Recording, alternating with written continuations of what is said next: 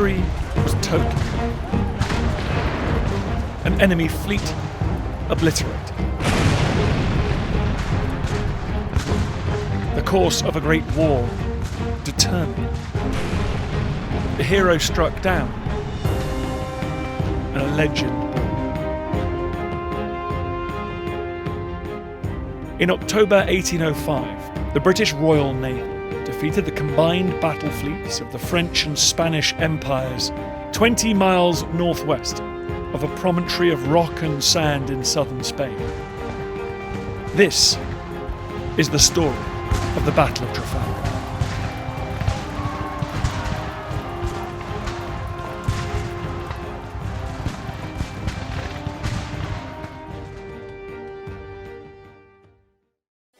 In 300 years, the nations of Western Europe had gone from peripheral players on the world stage to global hegemons, thanks to their mastery of maritime technology. Rapidly evolving methods of shipbuilding, navigation and gun founding, paid for by new financial instruments, saw British, Portuguese, Spanish and French traders span the globe.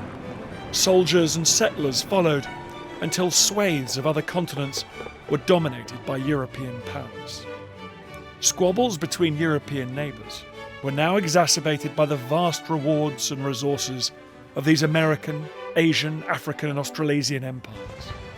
A series of giant wars in the 18th century were waged with ever greater intensity. By 1805, Britain and France had emerged as twin superpowers, both locked in a decades-long struggle for mastery. In France, Napoleon Bonaparte had seized power, revolutionised the state, conquered much of Europe, and now threatened to descend on southern England with a mighty army of veteran troops to destroy his greatest enemy. But that enemy was fortified behind the Channel, and more importantly, the wooden walls that ploughed its waters, the battleships of the Royal Navy.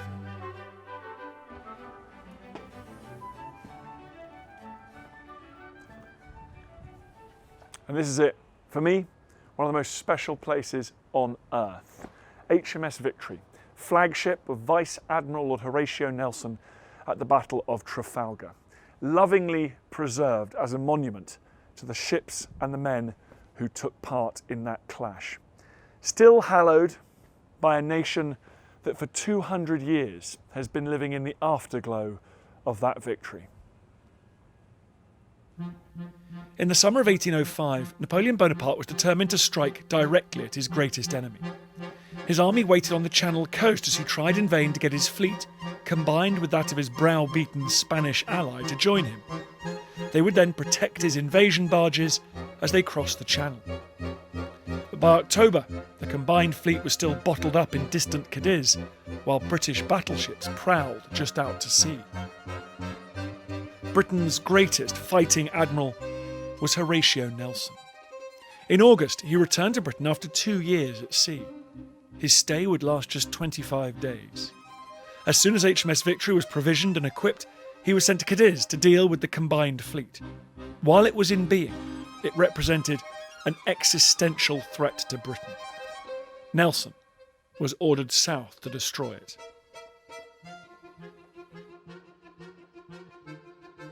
On the 28th of September, Nelson, aboard HMS Victory, arrived off Cadiz. Now he had to wait, to stay hidden, and to tempt the combined fleet out. Weeks later, they obliged.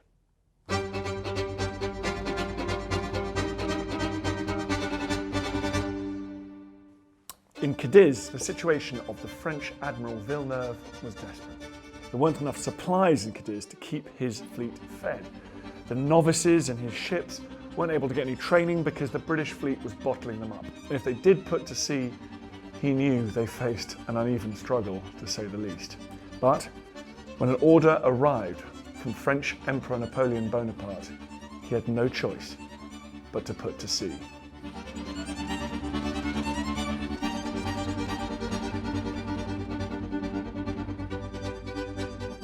On his way down from Britain, Nelson had plenty of time for thinking. I like to imagine him here in his cot, working out just how he was going to defeat the combined fleet. On paper, that combined fleet was impressive. They had 33 big battleships compared to Nelson's 27. And that included some of the biggest and most powerful ships in the world. The Santissima Trinidad had 130 cannon aboard. That's 30 more than HMS Victory. But in practice, he didn't believe that they would be a match. His British crews had been honed to perfection by generations of war at sea. And he knew the Spanish and French ships had been bottled up in port. He thought his crews were better, his ships were better, and his cannon more advanced. And therefore he came up with a plan that was so ambitious it verged on arrogance. But it was a plan that would deliver a decisive, crushing victory that Britain and Nelson wanted. The orthodox way of fighting a fleet battle was in long, parallel lines of battleships. This avoided the chaotic melee. Ships in a long line could be controlled by the admiral, and if one side chose to break away and escape, they could do so without losing their cohesion. This meant that sea battles were often inconclusive. Nelson wanted to annihilate the enemy, and came up with a shockingly aggressive battle plan. He would divide his fleet in two, and send them both like dagger thrusts into the midst of the enemy. Nelson gathered his captains together here in his cabin at HMS Victory and laid out his plan. It was certainly bold.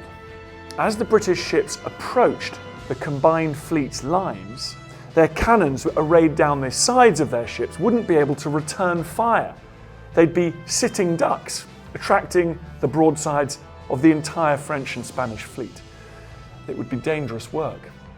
Who would lead the British fleet into action, expose themselves to suicidal risk? Nelson told his captains he would, naturally. Nelson's plan meant that there would be a stunning victory or hopeless defeat. The Battle of Trafalgar would certainly be decisive. He was so confident in the superiority of his ships, men and guns that he wanted cohesion to break down. He wanted a melee. His last instruction to his captains was, "No captain can do very wrong if he places his ship alongside that of an enemy."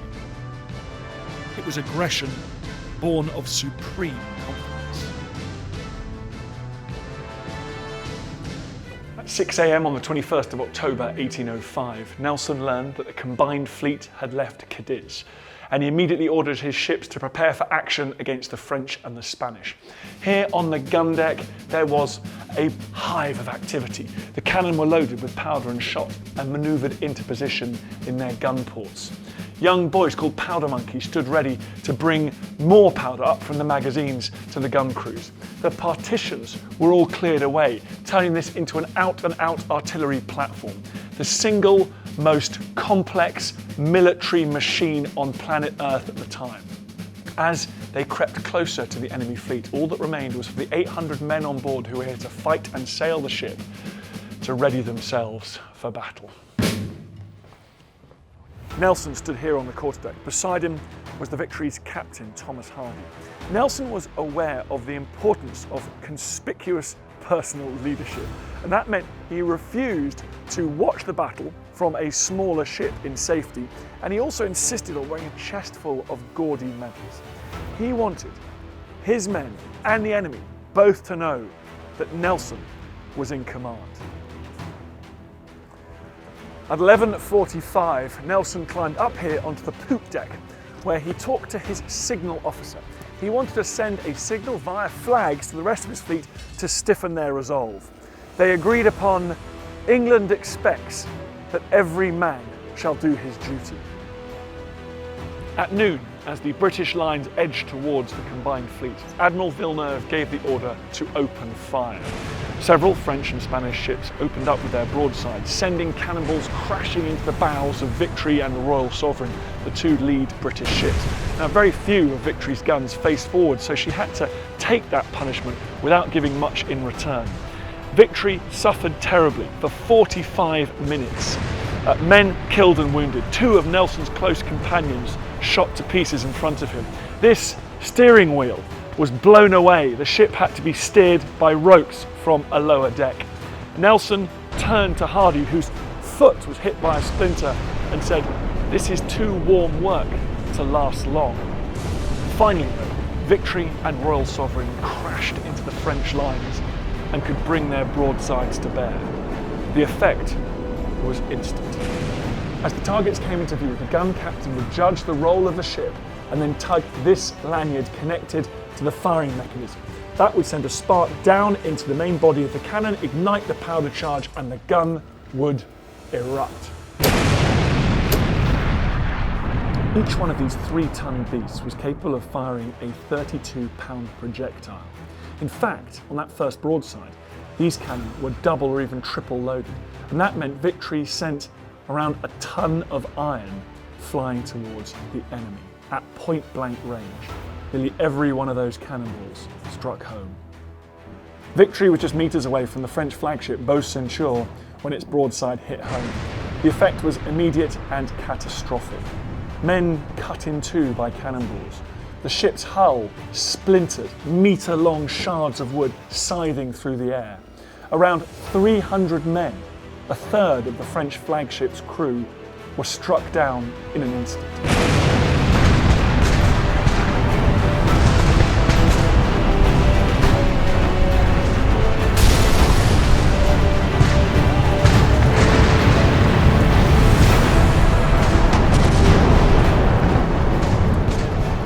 As the gun was loaded and prepared to fire again, Victory crashed into the French ship Redoutable, and the two became entangled. High in the rigging of the French ship, sharpshooters started to shoot down on this deck and take a terrible toll of the people and the crew on board. Nelson was now in the heart of the French fleet. He was surrounded by enemy ships. He had the melee he wanted, but he was isolated. The other British ships were yet to catch up, and Victory was taking a pounding. In the heat of battle, Nelson and Hardy had been walking around this deck giving orders and encouragement. But at 1 p.m, Hardy turned to see his admiral kneeling here on the deck, on this spot, one arm down for support. As Hardy watched, Nelson fell, looked up at Hardy and smiled. "Hardy," he said, "I do believe they've done it at last. My backbone is shot through."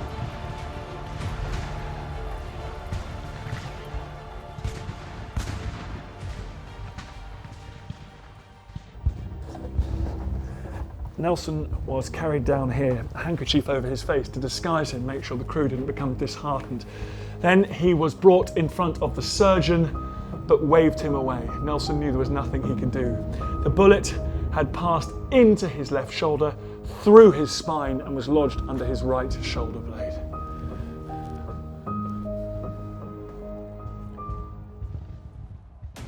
Back on deck, the moment of crisis had arrived. The crew of the French ship Redoutable were preparing to board Victory and fight it out hand to hand on this deck. But at that very moment, a second British ship crashed into the French line. The Fighting Temeraire arrived and fired its broadside into Redoutable, including these, the carronades. Known as the Smashers, they were squat, short, heavy guns designed to fire big projectiles at close range. The effect was as appalling as anything you might see on a First World War battlefield. In the 1 hour that the Redoutable was involved in the Battle of Trafalgar, 85% of her 650 crew were killed or wounded.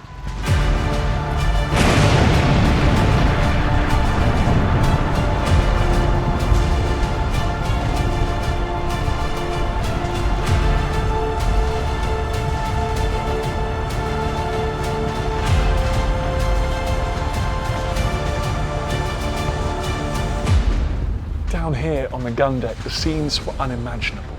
The noise was so loud that men's ears bled. Cannonballs smashed through these wooden walls, turning crews of gunners into a mush of shattered body parts. The dead were tossed unceremoniously out through the gun ports. It would have been so thick with smoke that you could barely make out the flash of the gun next to you. It was hell on earth.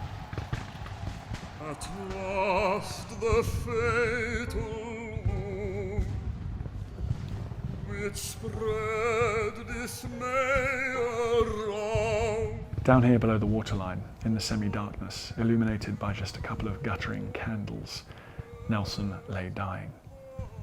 For the rest of the battle, Hardy would come down and report on its progress. The French and Spanish ships were being isolated just as Nelson had planned. They were being surrounded and they'd started to surrender. The battle was being won. With astonishing professionalism, Nelson recommended that Victory drop its anchor to ride out the storm that he could feel that was rising. Then he said, "Thank God I've done my duty." And 3 hours after he was shot, Horatio Nelson died. Britannia mourns her hero now at rest, but those bright laurels ne'er shall fade with years, whose leaves are watered by a nation's tears. Nelson was dead, but the victory that he had planned and delivered ensured that his reputation would endure. That night, as the fleets battled the terrible storm that had blown up, the scale of that victory became clear.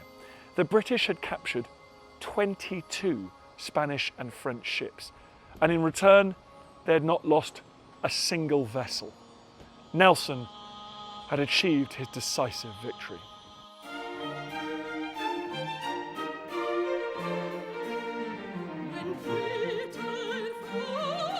The war against Napoleon would go on, but never again would France be in a position to contest control of the seas, and never able to even think about launching an invasion of Britain.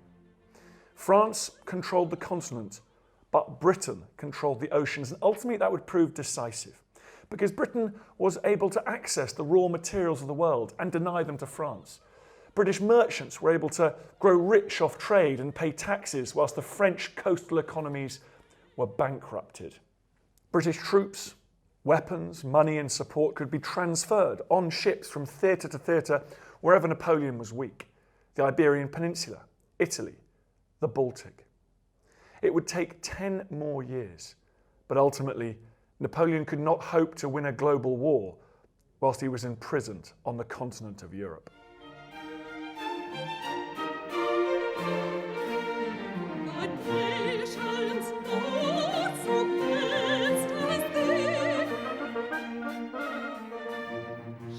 Many people have given Nelson the credit for Trafalgar. They've deified him. But in fact, there are many other heroes of Trafalgar. There's the sailors who manned these guns and sailed the ship. There's the dockyard workers who built and maintained ships like this. And yes, there are the politicians and bureaucrats who ensured that the fleet was properly funded and supported. Trafalgar was less the product of one man's genius than of a whole system of industry, politics, finance and society organised around the central principle of waging war at sea.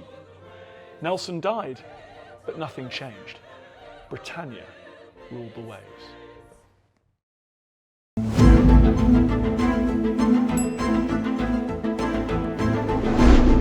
Built in 1869 as the British Empire continued its rapid expansion across the globe, the Cutty Sark was one of the last and fastest clipper ships to be constructed in the Victorian era. Despite the simultaneous opening of the Suez Canal and increased use of steamships, Cutty Sark would remain one of the fastest vessels of its time, setting numerous records for overseas travel. And today, I've been given exclusive access to the famous Tea Clipper, as well as an opportunity to climb over 70 feet high up her rigging.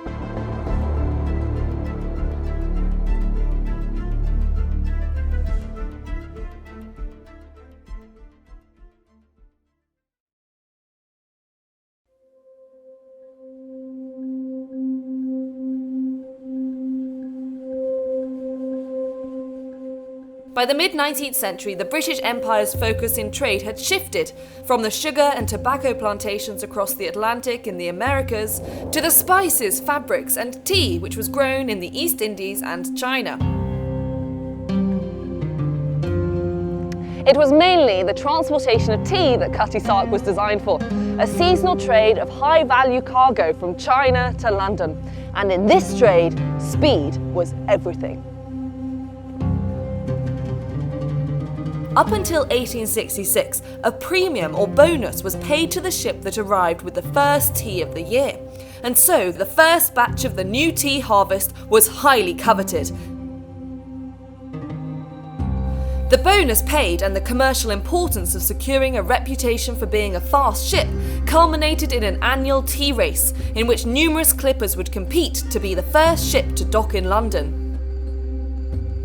The annual tea race was a Victorian sensation. In 1866, in what became known as the Great Tea Race, the ship's progress was reported by telegraph and could be followed in the papers. Huge bets were laid on the outcome. The stakes were high, and so was the attention to detail when it came to designing and constructing the tea clipper ships. As you go below the Cutty Sark, the first thing you'll notice is the long, narrow, refined hull shape and this extremely sharp clipper bow that could cut through the water at speeds of 17.5 knots, which is roughly 20 miles an hour. But what is even more spectacular lies above deck.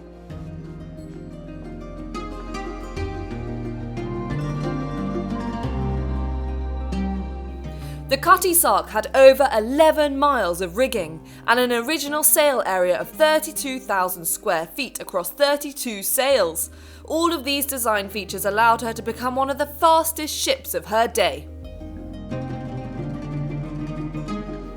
The main mast still stands at a whopping 153 feet, and today I've been given a chance to climb as far as I'm allowed up to the top. So this is the main deck, and it's got three masts. We've got the foremast, the main mast, and the mizzen mast. And I'm going to be going up the main mast.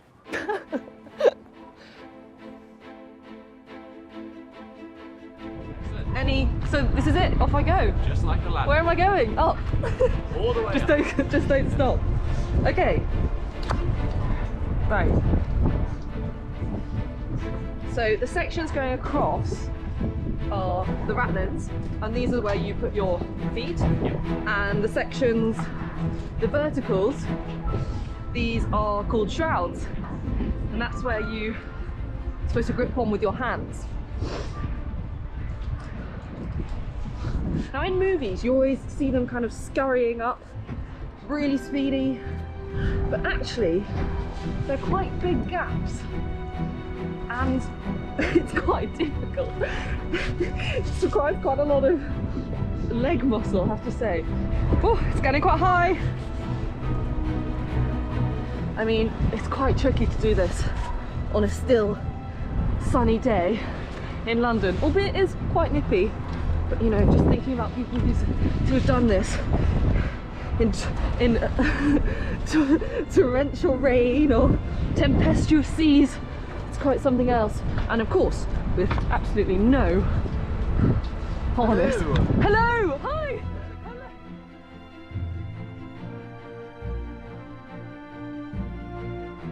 Just there. Perfect.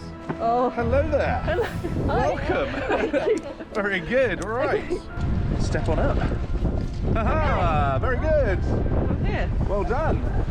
Well, just look at that view. So over there, so I can see, over there you can see one of the most famous skyscrapers in London. That's the headquarters of HSBC. And back in the 19th century, this is where tea clippers would dock after exhausting races to bring back the first tea cargo of the season to Britain. Now, in 1872, this ship, the Cutty Sark, was involved in the last real tea race that caught the public attention. She was against the Thermopylae, which was an extreme composite clipper ship built a year earlier. Now, the two ships, they left Shanghai together on the 18th of June and remained neck and neck until disaster struck for Team Cutty Sark. She lost her rudder in the heavy seas of the Indian Ocean.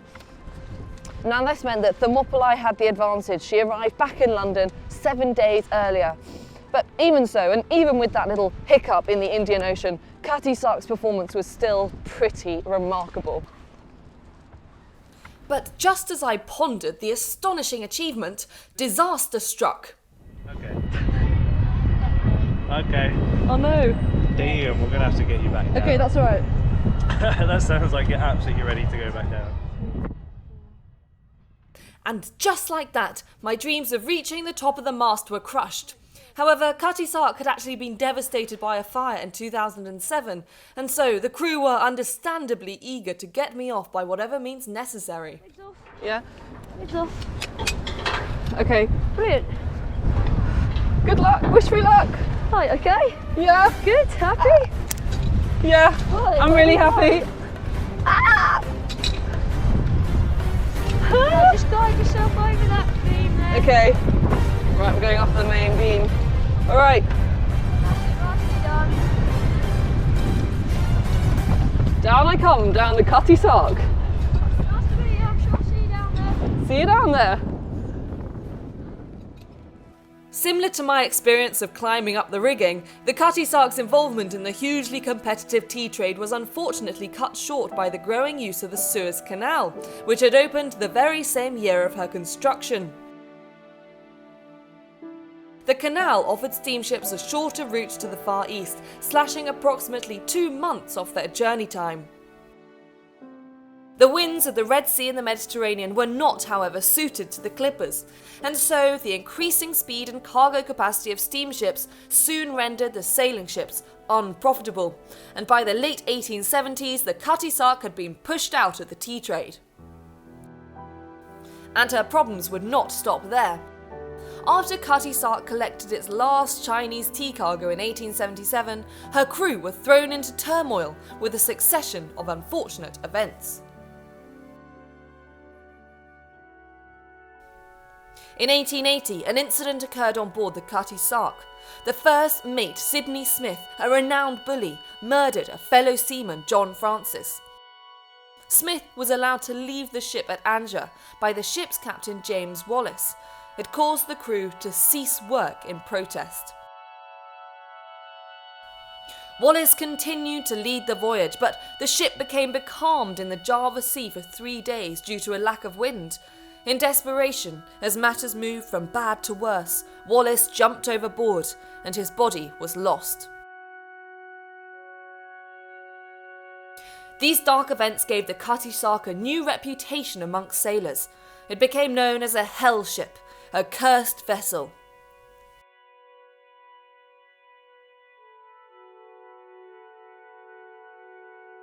Despite this period of turmoil, however, the ship's owner, Jock Willis, was determined to turn the clipper's fortune around. And so, in 1885, he hired an excellent, albeit eccentric, clipper captain named Richard Woodgett.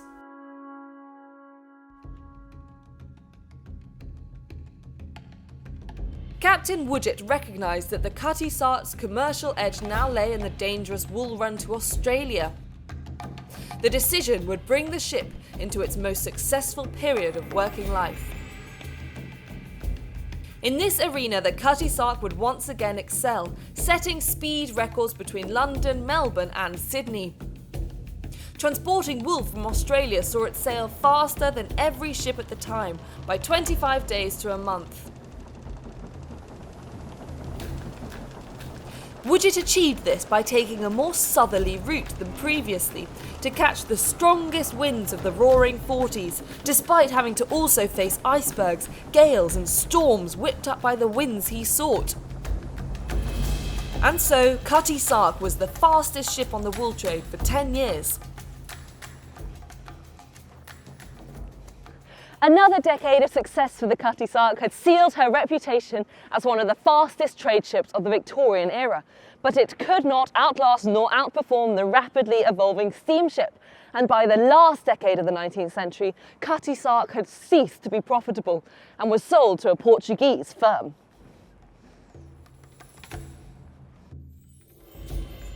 During this period, Cutty Sark was renamed Ferreira and was used as a cargo ship, transporting goods between Portugal and its empire. She would survive a world war unscathed, but the ship suffered damage during particularly bad weather and as a result was converted into a sailing ship. The retired captain Wilfred Dowman became determined to buy the ship.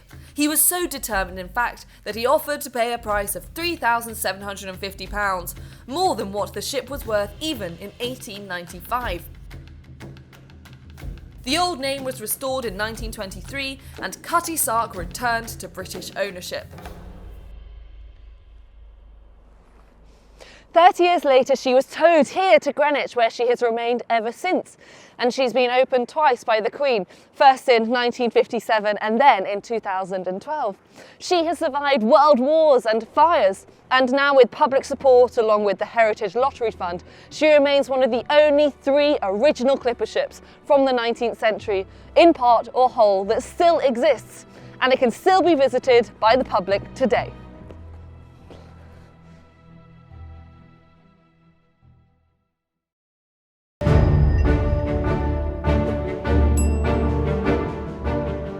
We're here in Bristol, next to the world's first great ocean liner, designed by the genius engineer Isambard Kingdom Brunel. And today we're going to be experiencing what it might have been like to work aboard SS Great Britain in the 19th century. In this video, we're going to immerse ourselves in the daily lives of those who served aboard this magnificent ship. From the very top of the chain of command. So this is the captain's cabin. This is probably where I would have been spending most of my time, right? To the very bottom. And if this ship is passing the equator, which it obviously does, and it travels down to Australia, you're just going to be hot all the time, aren't you? Exploring how the first ocean liner of its kind actually worked, and what life was really like for the crew.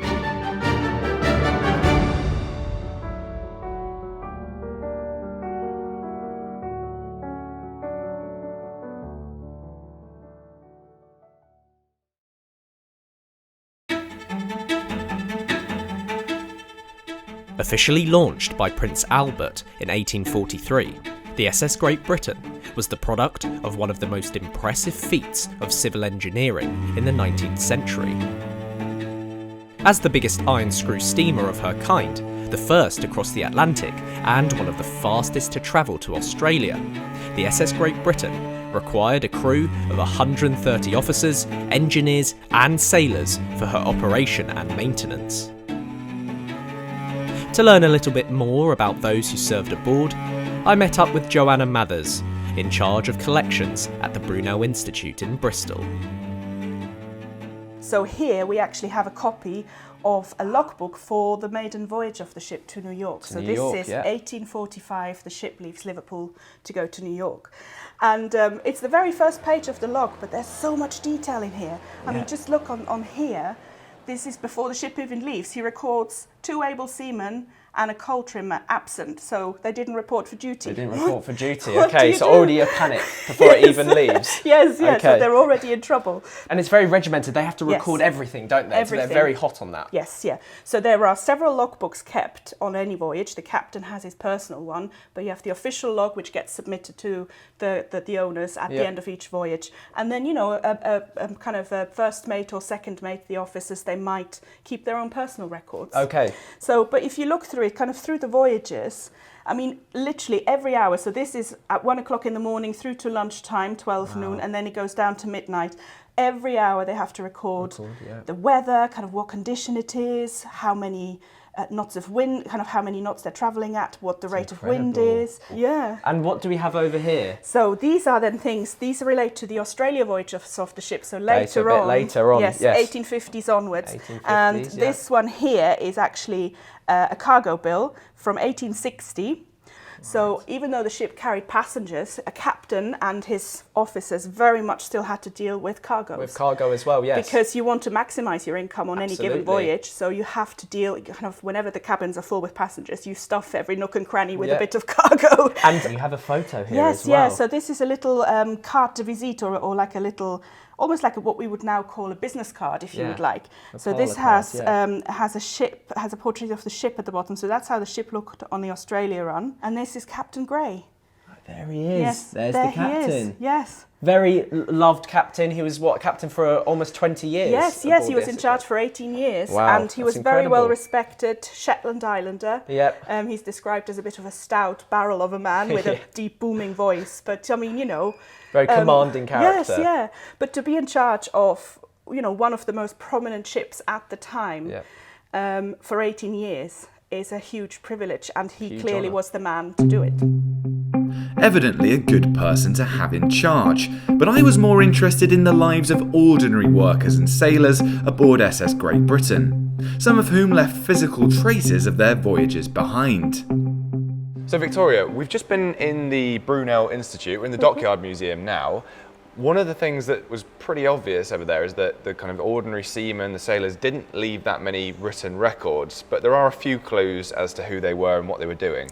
Yes, and one of them here is a wooden plank that actually came from the forecastle in the ship. Wow, so that was the crew quarters. And in 1867, Felix Grenier, who signed there, was an able seaman on the ship. And so somewhere along the line, during his rest time, he's decided to carve his name into this plank, along with a lot of other members of the crew over the years. Right, yeah, you can see it very clearly up there, can't you? Yes. Along with lots of other graffiti. They clearly spent a lot of considerable amount of time doing this. Do we know anything else about Felix Grenier? So we do actually. So Felix ran away to sea at around 13. He was born in Shoreham in Kent. So he spent his life working either in the Merchant Navy and on cargo ships. And in 1867, he actually signed on to the SS Great Britain as an able seaman, so working under Captain Gray. Ah, Captain Gray, who we know of, yeah. Yes, so he only worked one voyage on the ship, but he's sort of left his legacy here forever, really. And that's a little bit unusual, isn't it? I mean, how do we know all that information about a sailor? They don't normally leave these records, do they? They don't. We're very lucky that Felix actually self-published his own memoirs. So he spent the last years of his life in India, and it was there that he wrote this sort of book, almost for his family, to sort of tell them all about his adventures and what he got up to during his life. And what the ordinary crew got up to was exactly what I wanted to find out. Time to step into the shoes, quite literally, of a new hire. Hello, Natalie. Hi, Louis. Thank you for having me aboard. Not a problem, it's a pleasure. Welcome to the SS Great Britain. Yeah, fantastic ship. So I've just arrived aboard ship wearing this gear. I'm not sure exactly what job I'm going to be doing in it. Can you explain a little bit about what this is and who I'm going to be? Absolutely. So the outfit we've got you in at the moment would be worn by what is called a fireman. Okay. So he was a member of the engine crew. And it would be his job to keep the fires burning in the furnaces and the boilers of the ship to keep her massive steam engine going throughout while it's travelling on the ocean. Right, okay. And I guess kind of a unique thing about this ship is you've got the guys powering the coal-fired engine and sailors operating the sails, kind of harking back to an earlier era. Absolutely, yeah. So there was essentially three kind of main groups of crew. So you had the deck crew, you had the engine crew, and then you had what was called the idlers, or kind of like the steward crew that would basically take care of the passengers during meal times. When the ship went to Australia, she was both sail powered and steam powered, just to enable that kind of long distance journey to happen and keep to a rough time schedule. Got it. Right, I'm ready to see where I'm going to be staying for the duration of my 3-month journey. I believe it's down here. Absolutely, yeah. Right. So the crew would have stayed at the very front of the ship in different levels. So each level would be a different crew group, and they would have their own quarters. Just to prepare you, it's not the best space. And no, I don't get luxury aboard? No, unfortunately not. It's very cramped, very dark, as you will see for yourself. Disappointing, but go on, after you. Okay. Watch your step coming down. Yeah, I guess you have to watch your head coming down here. Wow, it's cramped already. Yeah, I'm guessing this is where the seamen would have stayed, right? And the people working aboard. You kind of obviously, it would really go by rank. So the higher deck would be some of the lower officers. Then you would probably have the engineers, and then you would have the able seamen. You know, there would be hammocks strung all throughout these areas of the ship. So you couldn't really swing the proverbial cat to be fair. Right. They would be packed in, and then there would be an area right at the very front under the bowsprit, there would be an area for toilet needs. Okay. The heads. The heads, Yeah. exactly, yes, the heads. But unfortunately, these areas couldn't really be used in really rough weather because they would flood. So it was very cramped and a very nasty place to have to do your business. Okay, right, so another deck lower down. First thing you notice is that this is even more cramped. Absolutely, People would have been living down here. Yeah, so this is where primarily there would have been hammocks for members of the crew to sleep in when they weren't on one of their watches. So they worked 4 hours on, 4 hours off. So when they were on that 4 hours off, this is where they would come to rest, to eat, to just kind of wind down before being called back to the next 4-hour watch. It was time, I'd say, to leave the cramped crew accommodation in the ship's bow and head up to the spacious promenade deck, where I was reporting for duty as an ocean line officer. Simon, how am I looking? You are looking the business, ship shape and Bristol fashion, as we might say. Yes, I feel very pristine. I feel ready to command a ship, like John Gray. This is it. Clothes maketh the man. So Yes. what we've got you in today, Luke, is clothing reminiscent of the really smart wear that the officers might wear for a special or formal occasion. Okay. Now, to our knowledge, there wasn't an official uniform for officers on the SS Great Britain, but many of them were Royal Navy men. They were Royal Navy reservists, and they would have had a smart outfit like this, which is very reminiscent of the Royal Navy uniform. And in fact, some of them may have worn their uniforms on very formal, special occasions. So I hate to break it to you, this is not necessarily your day-to-day wear when you're commanding the men of the watch and you're overseeing the safe running of the ship. But this is what you're going to wear if you are on shore and you want to show off, you want to look your Present best. yourself, yeah. Absolutely. To dinners, perhaps. Absolutely. So Yeah. let's say if you're a senior officer, you might be dining sometimes with the first class passengers. You know, you're representing the company as well as the crew. Yeah. And this is where you're going to put on this smart uniform that's very reminiscent of what you would wear as a Royal Navy officer. Captain in particular, he could be a really, really great representative for the company. You look at someone like Captain Gray, who had a fantastic reputation for being really gregarious, really warm with the passengers, very friendly, and loads of people talk about him being a huge character in their diaries. Not only are you, as a senior officer, responsible for the safety of the ship and the management of the crew, you're also sort of overseeing the social life on board as well. Quite a few responsibilities, and am I correct in saying you're going to show me some of those in a bit? Yeah, absolutely. So we'll have a look around different areas of the ship where you might have spent your time, and we'll look at some of the duties that you would have been carrying out as a senior officer. Well, I look forward to it. Before Luke settled into his easy life of smart uniforms and socialising, I headed down into the belly of the ship. This was the blisteringly hot engine room, where the real work happened. Hi Natalie, Hi. this has the look of a working area to it, doesn't it? Yes, yeah, it does. So we are actually right at the bottom of the V-shaped engine, the massive 340-ton engine that operates the SS Great Britain. And this is essentially the business end. So this is where you would be with your fellow colleagues, and it would be your job to stoke the furnaces, create that steam that's going to power the engine. So whilst you're down here, you are operating in temperatures between 1,000 and 1,200 degrees Celsius, and you work constantly for those 4 hours. Right, okay. So it is thirsty work. I mean, if this ship is passing the equator, which it obviously does, and it travels down to Australia, you're just going to be hot all the time, aren't you? Yeah, absolutely. I mean, we have passenger diaries where even they're uncomfortable when the ship's going across the equator. So you can imagine these guys down here, it just gets worse.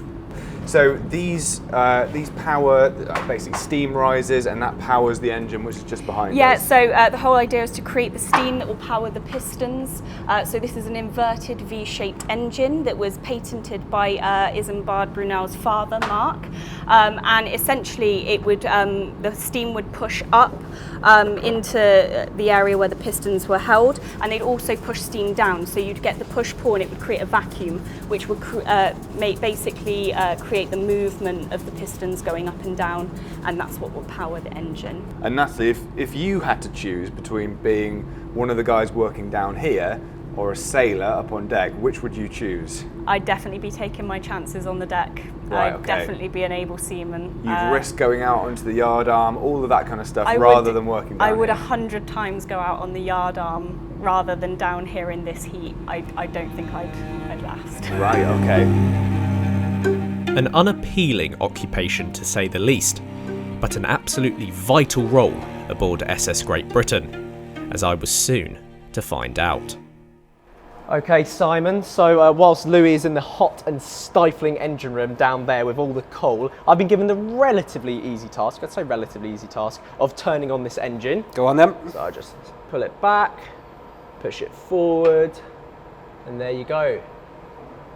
There it is. And that's it, you know, the ship's heart is now beating. It's beating, yes. And would this be the lowest an officer like myself would ever go? Would I ever venture down to the depths of the coal room? It depends on the type of officer you are. If you're a deck officer, then the engine room isn't really your domain. You might come in here and check in with the senior officers as part of your sort of tour of the ship, making sure everything is going as it should. Or you might come down here to have a conversation with the senior engineers if there was a problem, if we weren't making the right speed, if we weren't sort of where we expected to be on the journey. But no, this isn't really your domain.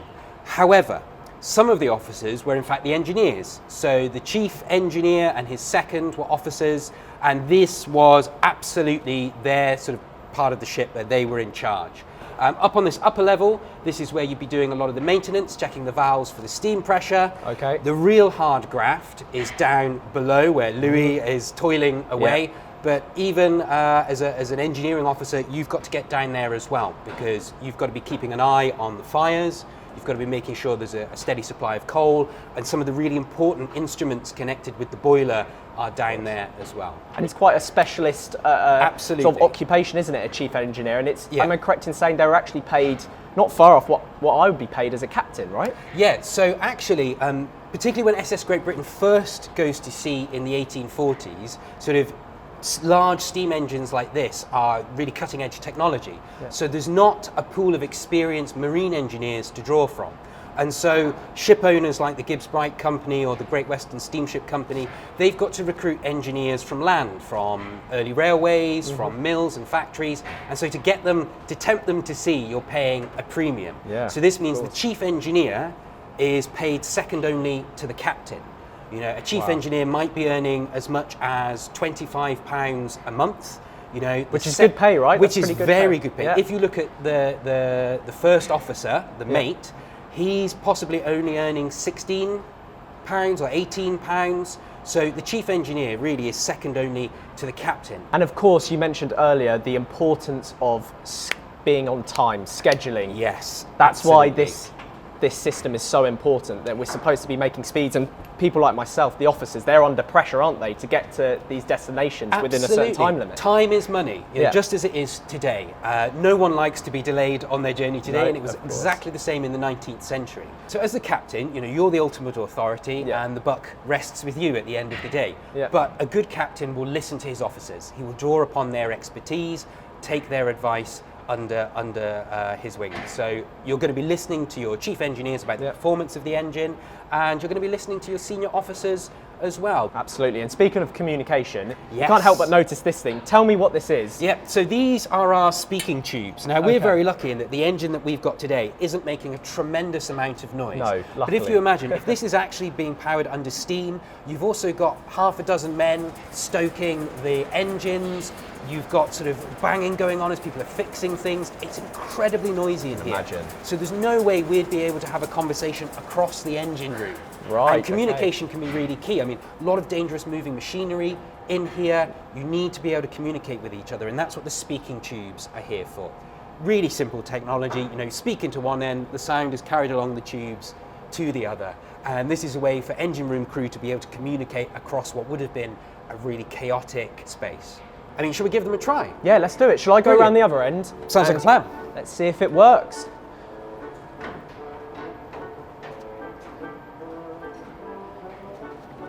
Okay, Simon, can you hear me? Can you hear me? We are receiving you loud and clear over here, Luke. Is everything shipshape on the port side? Everything's absolutely great. This is incredible. I can hear you perfectly. The quality, it's better than my phone. Leaving Luke barking out orders down the tube, I was relieved to be out of the furnace and heading back up to the weather deck, where Natalie was going to examine my skills as an able seaman. So Natalie, Yeah. what's our first task? What's my first kind of job as a sailor up on deck?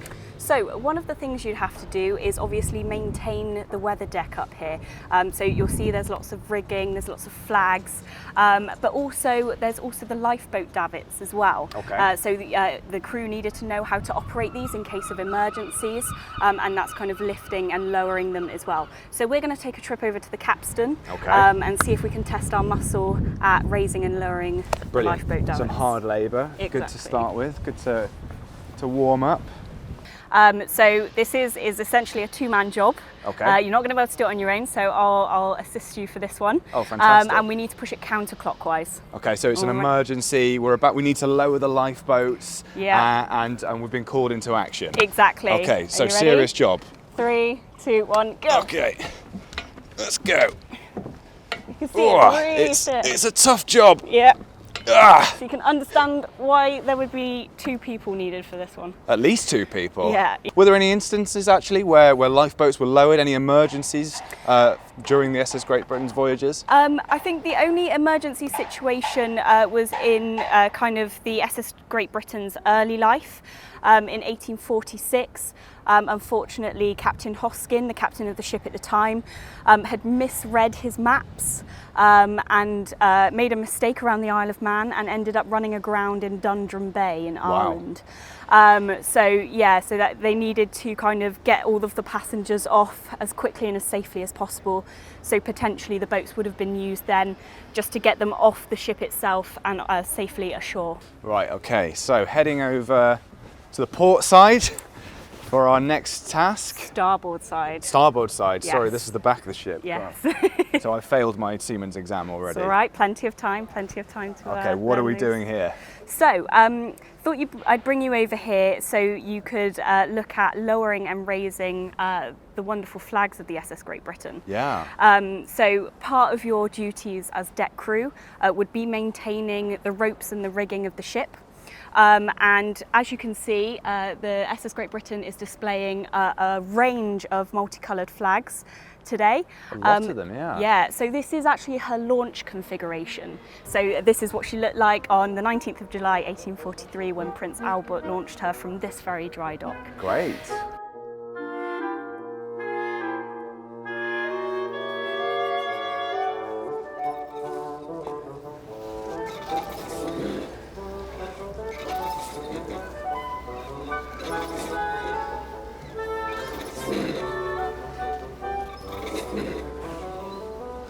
Do that.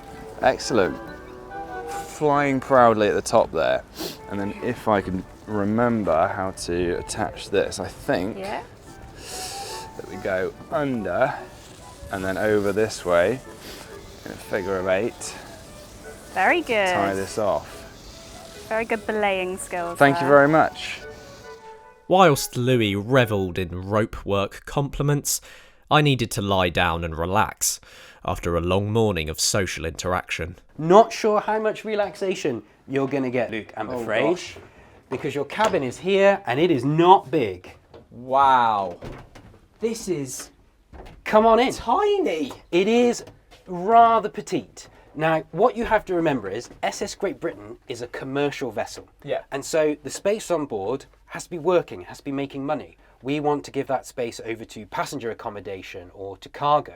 So the captain is not going to get loads and loads of space. You do Evidently. get perhaps one of the most beautifully turned out cabins on Yes. board, but it is rather on the cramped side. And this must be, what, less than 3 metre, 3 or 4 Yeah, metres? it's not big at all. Although, you know, at today's prices, you'd probably pay through the nose in London for a flat this big, just- you know. yeah. This would be deemed as spacious. It just seems incredibly cramped for arguably the most important person on the ship. One of the things you have to remember is you'd have been sleeping in here and that's about it. That's it, yeah. You would have the stateroom where you're carrying out your administrative duties, meeting your other officers, Otherwise, you'd have been around and about on the ship. You know, a captain has a really important visible presence on board ship. You know, you're there, the crew want to see you, you want to be keeping a close eye on them.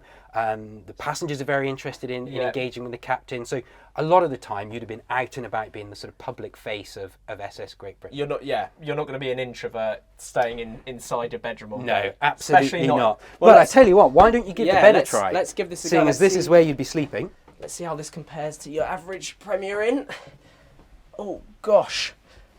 Right, I have a feeling already. Yeah, it's very short, isn't it? So we talk about Victorian gents being slightly on the small side. So typically, your average Victorian is about 5 inches shorter than the average person today. Okay. So that might explain slightly why the bunks tend to be a little bit on the shorter side.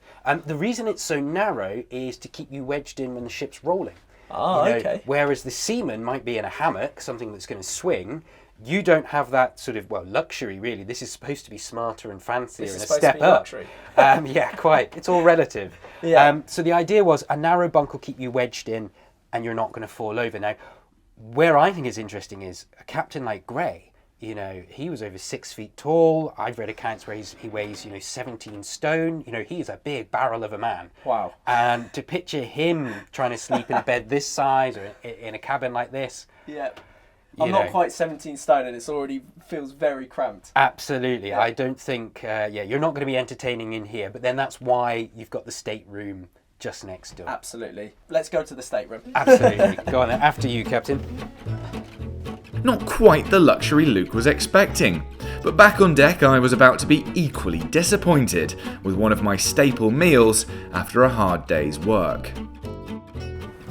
Right, what have we got? What's my dinner? So, this potentially could be your dinner.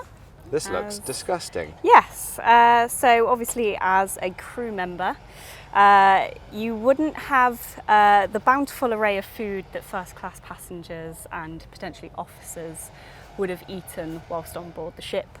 This lovely looking dish here is called dandy funk. Dandy funk. Amongst your... I mean, it feels like wet, soggy, stale bread. Basically, yeah. So the biscuit, we have used actual ship's biscuits to make this. The biscuits are 2 to 3 years old, though. These biscuits are 2 to 3. These biscuits are 2 to 3 years old. That is absolutely grim. Yes. I mean, so hence why I wouldn't advise soggy. you eat it. But yeah, so bon appetit.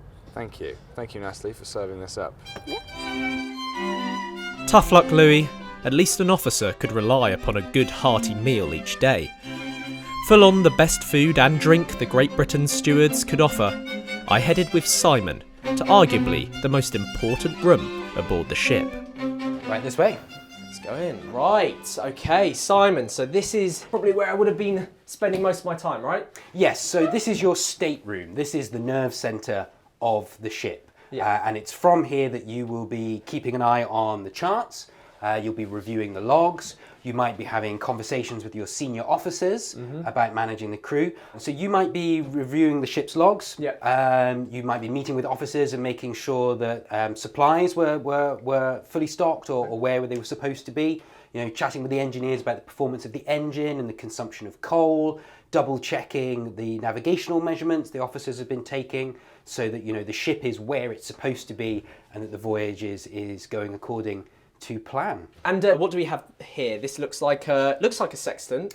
You're very, very close. Okay. This is actually an octant. An octant, which is okay. a slightly earlier and slightly more primitive instrument than the sextant. This is used for measuring the angle between the horizon and celestial objects in the sky, like the sun. Now, as I said, the octant is a slightly less accurate, slightly more primitive instrument. So this is something that's probably used by more junior officers. They might not get their hands on the sextant, which was a really precise instrument and probably would have only been used by the captain or the first mate. And they'd have had their own instruments. As a more junior officer, you might have had one of these in your kit that you'd be learning. And this is a sort of workaday tool that's typically used to measure, as I say, the angle between the horizon and the sun in the sky. And that serves a couple of important functions. But it's all about really working out your longitude and your latitude. Okay. How often would you track your location? So you'd be taking measurements every single day. Okay. A big one, as I say, was noon because of where the position of the sun is. That can tell you all sorts about your position on the Earth, but they might be taking measurements at night time as well from other celestial bodies like the moon or the star. And on the way to Australia, what sort of areas geographically would someone like myself have to potentially worry about? Were there any parts of the world where there are particularly rough seas or...? Yeah, absolutely. So it's the other Cape. It's Cape Horn, which is one of the most dangerous parts of the oceans anyway. That's as you're coming around the tip of South America and you're making your way back up through the Atlantic. And that's where Great Britain would come on her return journeys from Australia. Yes. On the way out, she's going to go around the Cape of Good Hope and she's going to head along further east to Australia. On the way back, she's going to come around Cape Horn. To the Atlantic. Yeah. This is it. And that's where the weather can be really, really dangerous. And as luck would have it, the weather turned a little blustery as I was about to take on Natalie's final seamanship challenge. So Natalie, we're up on deck, and for our final challenge, you've brought me to the bottom of the rigging, which is worrying me a little bit. Why are we here? Well, as you are taking on the role of an able seaman, I feel it's only fitting that you actually carry out some of the more dangerous duties that an able seaman would be needed to fulfill. Right, okay, so that involves me, I imagine, going up there. Exactly, yes it does. So an able seaman is the highest rank of seaman on board, and that means that they would be able to hand, reef and steer. So it means you can handle any of the ship's rigging, you can reef a sail in all types of weather conditions, and you can steer the ship strong and true through the ocean waves. Got it. So I don't have any of those skills, but what am I going to be doing up there? I'm going to be climbing up the rigging and then stopping, right?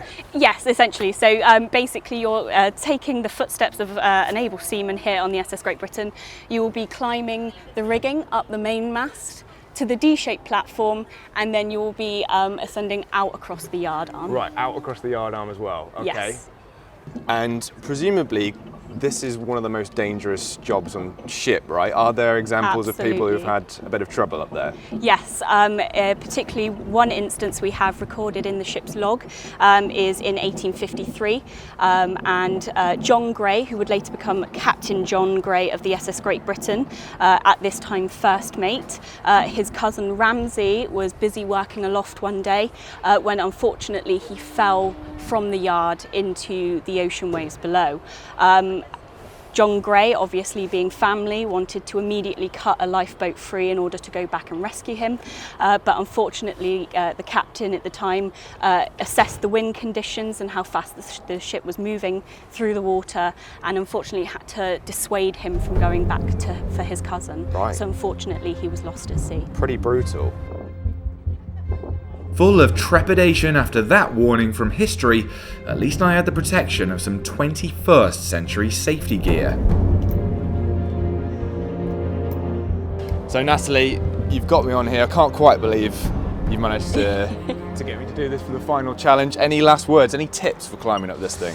Yeah, I would just say enjoy yourself, enjoy the view, and Louis, remember to hold fast. Thank you. That's an original word of warning, is it? Absolutely, yeah. Great, thank you very much. see you in a moment. See you soon. No turning back now. Not only did I need to make the grade as a Victorian sailor, climbing the rigging of a tall ship was already a badge of honour for 3 members of the History Hit YouTube team.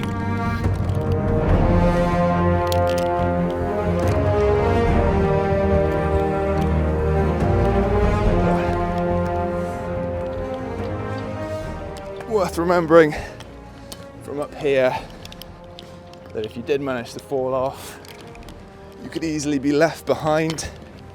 The ship wasn't likely to turn around to get you. It's getting pretty high up here. But an able seaman or an ordinary seaman would have to do this all the time. Rigging's done. That wasn't that easy, still pretty high, but to be honest, I'm more nervous about going out on this thing.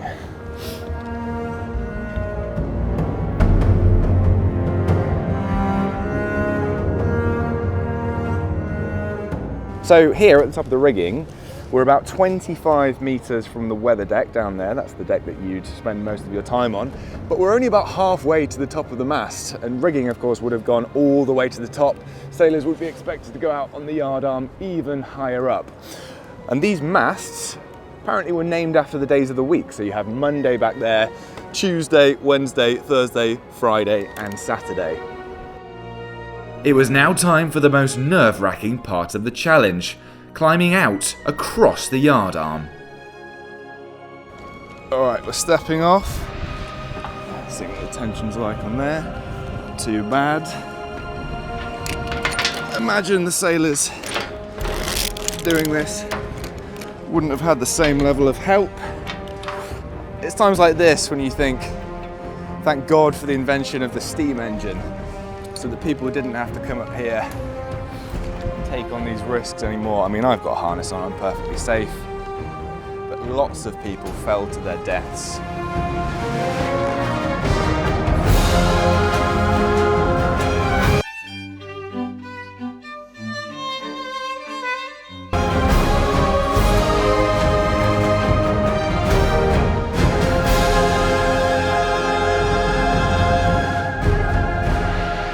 So SS Great Britain is resting in the dry dock where it was originally built. And from here, you can see many of Bristol's major sites. So there's Bristol City's stadium just over there. You've got Cabot Tower up on the hill here, and the medieval Cathedral of Bristol over there. And just in the distance, you can't see it, but another one of Isambard Kingdom Brunel's designs, the Clifton Suspension Bridge, just over there in the distance.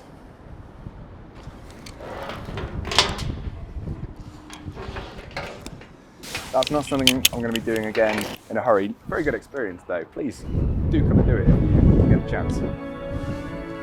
An incredible and eye-opening experience, and certainly easier for me than it would have been for sailors in the 19th century, many of whom would have plucked up the courage to go aloft with their generous rum ration. The sun now shining again, I was ready for a post-voyage debrief with Captain Tomes. Oh, Luke, I have to say, that's been a really long journey to Australia. It has. Do you think you're ready to captain SS Great Britain? Listen, call me John Gray, because I think I've got it. I think I could handle it. It just involved a lot of socialising with the passengers, which was very important, of course. Right. A lot of logistical duties, admin work. But honestly, my chief complaint was probably the size of my room, mate. The size of your room? It was tiny, I'm telling you. Did you see the size of... I didn't even have a room. No, I wouldn't go down to wherever your rooms were. Not only did I not have a room, I had to go out on the yard arm, that was pretty dangerous. Stoking the fires in the engine room, incredibly hot and horrible work. And then at the end of the day, all I get is just some horrible dandy folk to sustain me. I mean, I'm full of admiration for people like Felix Grenier, the able seaman that we're aware of. Definitely. But a combined effort and a long voyage. It's been a good day. We've made it. We've made it. We've made it. That's the most important thing.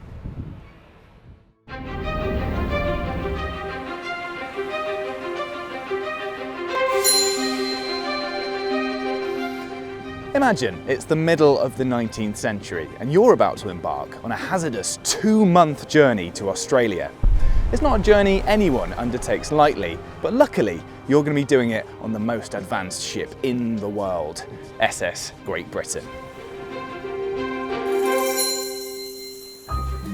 But whilst this ship, designed by the genius engineer Isambard Kingdom Brunel, may well have been well ahead of its time, this was still the 19th century, and your experience aboard the SS Great Britain very much depended upon how wealthy you were. First class only, Luke. Yes, I know. See you in Australia. We'll see.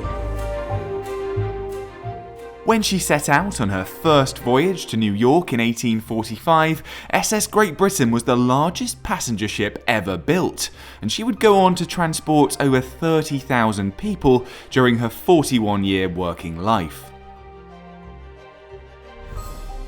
For most of that period, the ship carried emigrants between Liverpool and Melbourne on the notoriously testing Australia run, a non-stop sea journey that lasted anywhere between 2 to 3 months. Great Britain made this journey 32 times between 1852 and 1875, battling through all conditions with a combination of steam and sail power. But who were the passengers that embarked on such a gruelling voyage? What were their reasons for leaving home?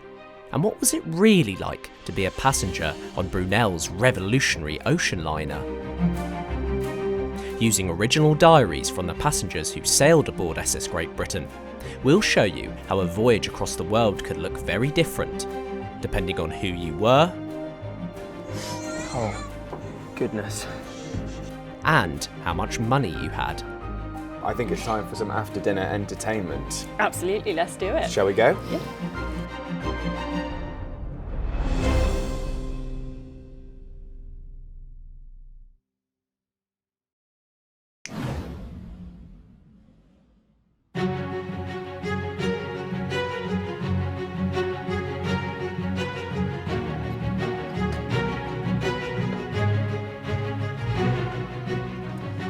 Okay, heading into the first class saloon.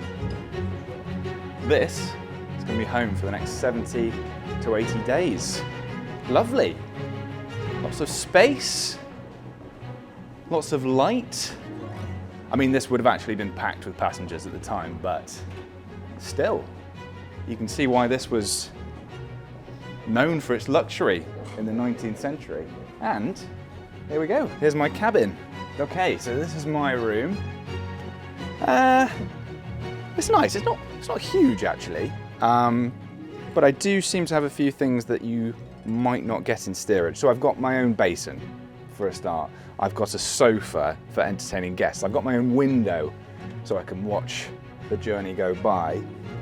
A few games, space to get changed, somewhere to hang my clothes, and let's see. Is this comfortable? Sure. Luxury.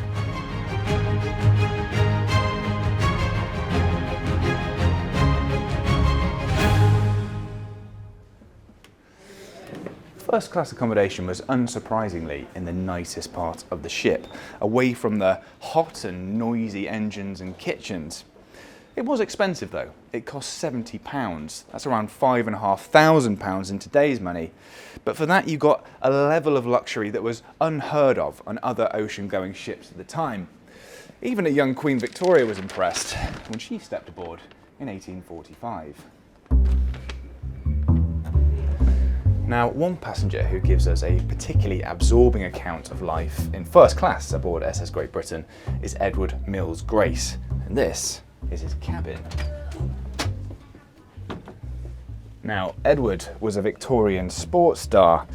He was part of the All England cricket team that travelled to Australia in 1863. He was also a doctor, so clearly multi-talented. But what he liked to do best was complain. The time does go most dreadfully slowly, and I cannot study. If I go on deck, there are so many people who keep walking up and down. If down in the saloon, there is the same objection. They are making the same noise overhead, and walking about and talking in the saloon. Now, one thing Edward's sporting physique couldn't protect him from was seasickness. Some of his teammates were so ill that they were confined to their berths for most of the journey. One was so ill that he couldn't play cricket when he got to Australia. But at least here in first class, you could suffer in relative privacy.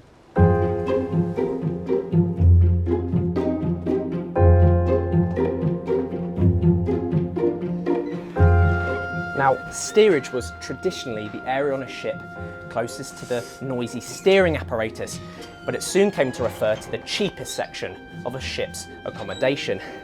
Now, on the SS Great Britain, the cheapest beds were in the bows of the ship, where the hull rocked the most, or close to the engine. Oh, goodness. How on earth am I going to get changed in here? things are going to get very cosy. Ah.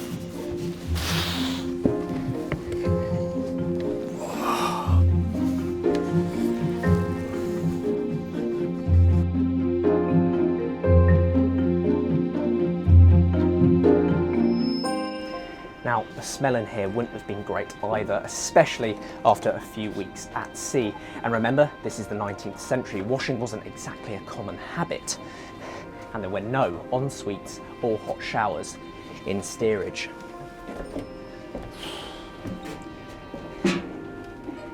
In fact, steerage passengers would have to head up onto deck if they wanted access to a basin. And not far from here, there would have been the scent of urine flowing down from the communal toilets in the middle deck. There's no doubt about it. It would have reeked.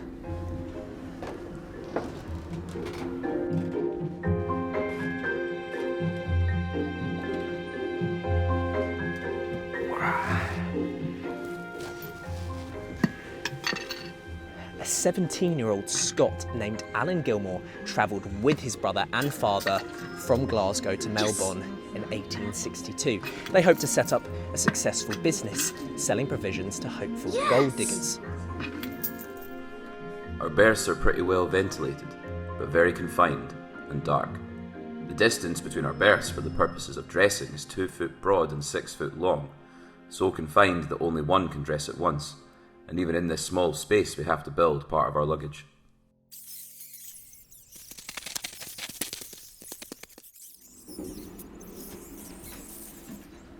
Rats were an issue too, and not just in steerage. For this some nights past, several of the passengers in our cabin have been annoyed by rats, which even at times have come into our beds. And tonight we were awoke by a lady screaming, who being awake saw a rat walking on the partition above her head. For the most part, however, the lodgings weren't the chief complaint of those on board. If you're about to spend 3 months living here, you best hope you get on with your fellow travellers.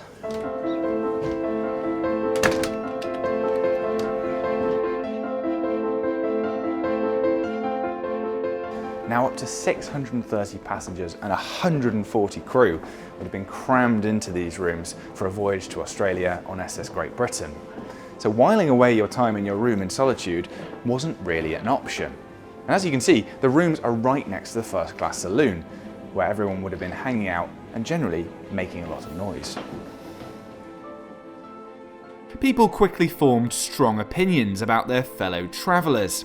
A second-class passenger called Edward Towell gives us an amusing impression of his roommates.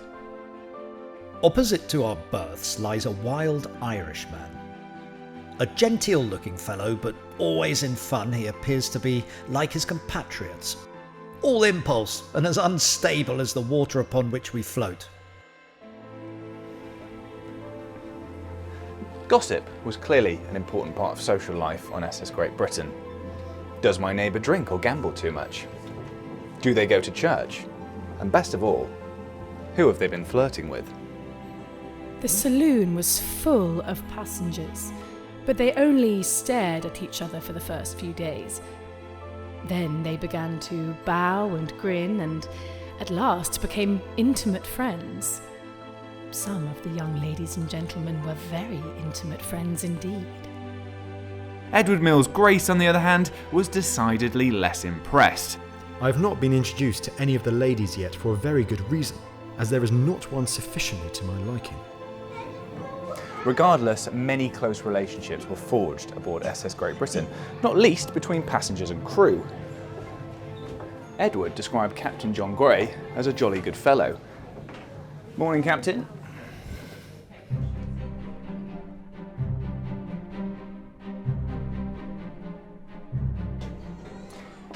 In the cramped steerage accommodation, passengers were less concerned with making polite acquaintances. Many were looking forward and preparing for their new lives in Australia. The passengers, for the most part, are now busily engaged.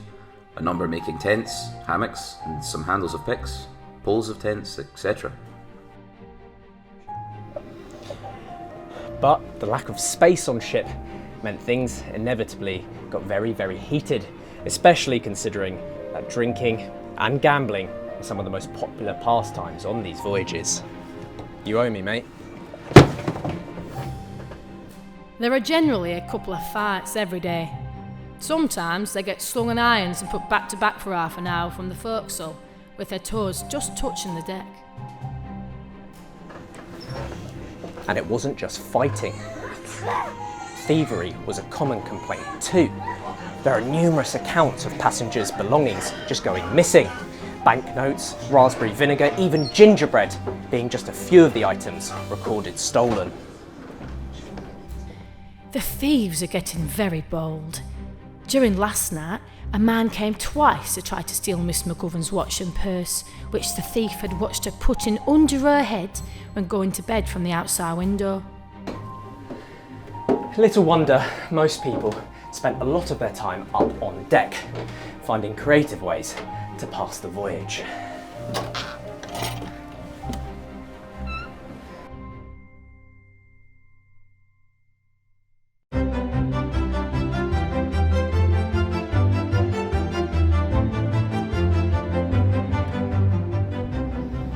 As well as getting some respite from irritating fellow passengers, it was up here that some of the best sights and sounds of the voyage could be experienced.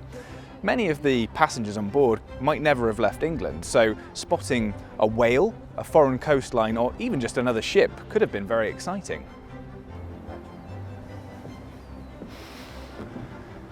The entertainment on deck could be pretty ambitious too.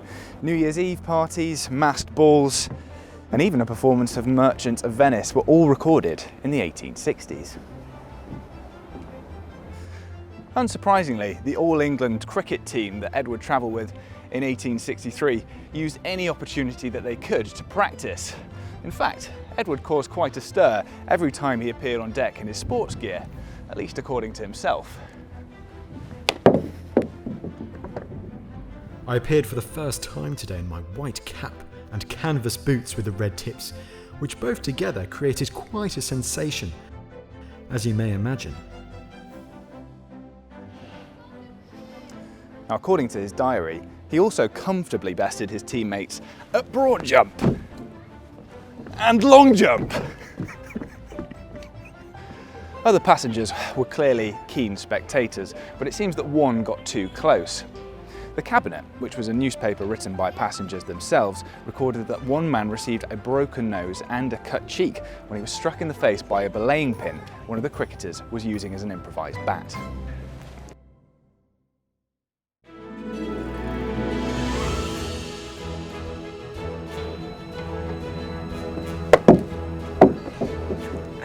Can I join? Absolutely not.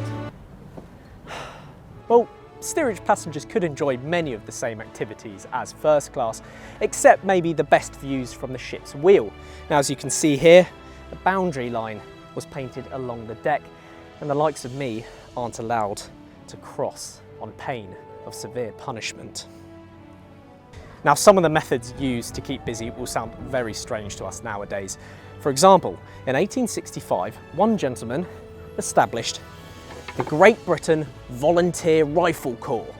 Now, this must have been some sort of mock military unit, with its members attending drill up on deck and marching around with a piper at their head.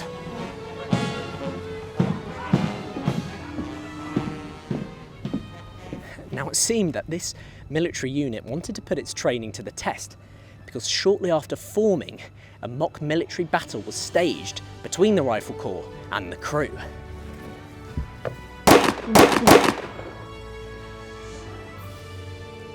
Gotcha. One passenger remembered. When passing the forecastle, the sailors twice opened fire on them. Their guns loaded with lucifer match heads, and a hand-to-hand melee took place.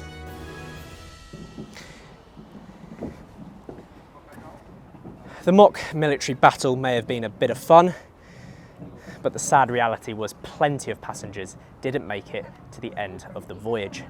This was an era in which illnesses were very easy to contract and notoriously difficult to treat, especially when so many passengers were crammed in such tight accommodation.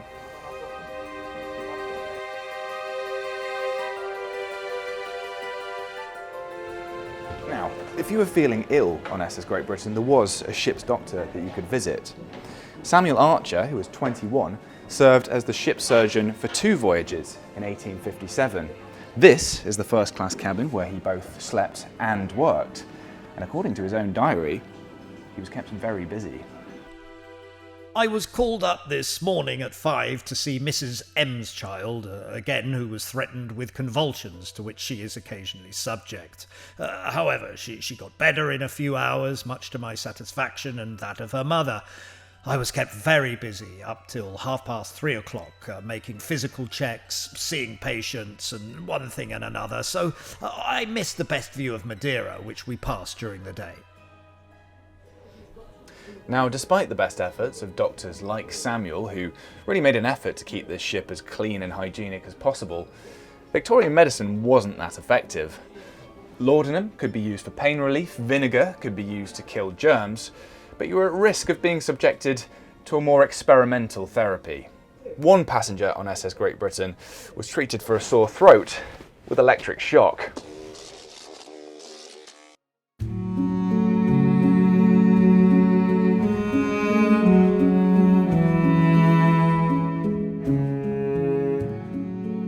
Now, it seems that the ship's doctor didn't actually charge any passengers for treatment on board. It was all covered within the price of their ticket. And that was lucky, because steerage passengers were prone to all sorts of ailments on board.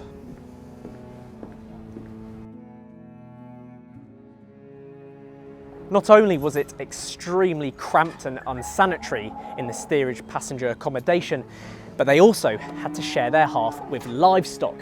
150 sheep, 30 pigs and 500 chickens were all crammed into these pens for the journey to Australia. That meant infections could spread quickly, not to mention the appalling stench.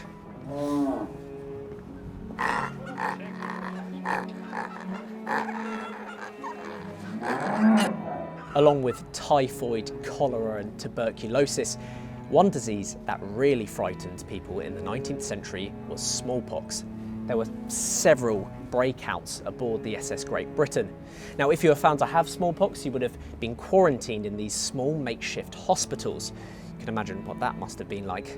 And in one particular case, Captain Gray actually had his entire crew and all young children aboard vaccinated by the ship's doctor.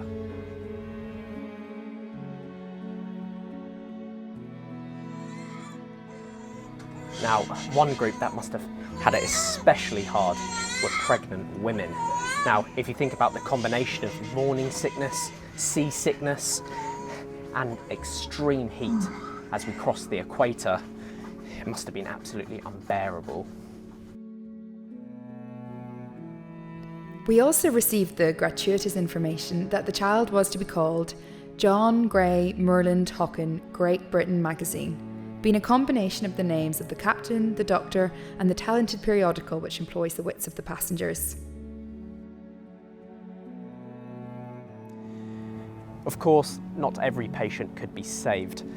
There were over 140 deaths recorded on the SS Great Britain, and a special procedure was developed to dispose of the bodies.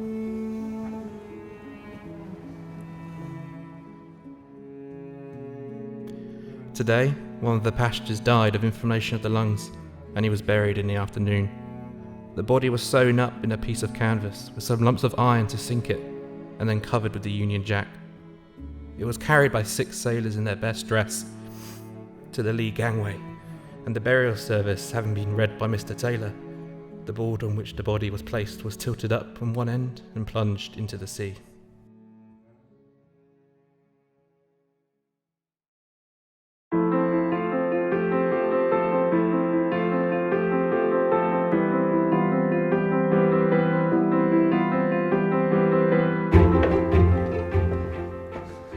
Right, we've had a hard day in first class socialising.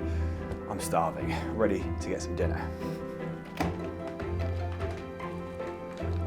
Hello. Hello, Louis. Natalie, looking absolutely, this is a fantastic outfit. Thank you very much. This is very grand, isn't it? It is, yes. This is the first class dining saloon. So this is the centre of opulence on the ocean. For first class on board, this is really the heart and the centre of their life whilst they're travelling either to New York or Australia. We have some of the cabins that you can see kind of surrounding the dining saloon, and these would have been some of the most expensive staterooms on board because they enter out into the main dining room itself. And then obviously we've got the promenade deck above, which is the main area where first class passengers would have been put for their sleeping arrangements. So first class are basically either socialising on the upper decks or eating downstairs. Absolutely, and this is where they would entertain as well. So once they'd finished their meals, they had these nifty benches here. So once the food had been removed and the tables unset, they could just move the bench back. They could sit down and they could enjoy dancing, singing, all sorts of merriment to pass the time. That is a nifty invention. I wonder why that's not caught on. That's really well done. So plenty of entertainment in here, but right now I'm absolutely starving. I'm ready for my first class meal. So what have we got here? So this is kind of just an assortment of things to give you an idea of what you might expect dining here in first class. Okay. So we have our boiled sheep's head. Lovely. Yes. Lovely, my favourite. Yeah, so with all the accoutrements and dressing there. We also have fruit, so you could expect a lot of fruit, and this would be used not just as kind of fresh fruit for you to eat, but it would also be added into certain dishes for cooking, just to give as broad a range of selection as possible. Right, but that might not survive the journey to Australia, so maybe for shorter journeys. There probably wouldn't been as much fresh fruit going to Australia, but certainly for the 14 to 16 days to New York, you would definitely see fresh fruit on the menu. Great, very important. And then you would have a variety of pastries and desserts. Lovely. For you to tuck into and enjoy. So you could have anything from pancakes to tartlets to plum puddings, and also some apple tarts as well. Got it. And Victorians love their sugar, right? They get through a hell of a lot of it. Yeah, absolutely. So anything from delicious jellies and jams, kind of sugar moulding, everything was on offer. Brilliant. Well, I'm ready for my apple tart. Should we cut a slice for ourselves? Absolutely.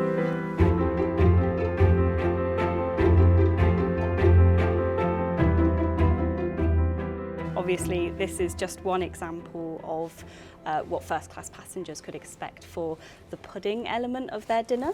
But I've got a few bills of fare here to show you. So this just gives you an idea of just the extent of how many dishes were on offer for just one dinner. Wow, okay, so this is quite a menu then. Yes, yeah, exactly. Crikey. So they had so much choice. You can see there's salmon, there's a pork apple stew, there's beef, there's geese, ducks, There's almost fowl. every kind of meat on here that you can think of. Various kinds of fish. The desserts menu is crazy. I mean, Exactly, I've never yeah. seen a restaurant that's got that many No, desserts. and something that always surprises me is that in the 19th century, omelettes were actually considered desserts. Oh, So they actually very appear on interesting. the dessert section of There the we menu. go. And I think people generally found the food on the SS Great Britain to be of an incredibly high standard, right? Absolutely. So this was the first time that people travelling at sea could expect the same quality food that they would receive in 5-star hotels and restaurants back at home. So it really was kind of the pinnacle of service at sea.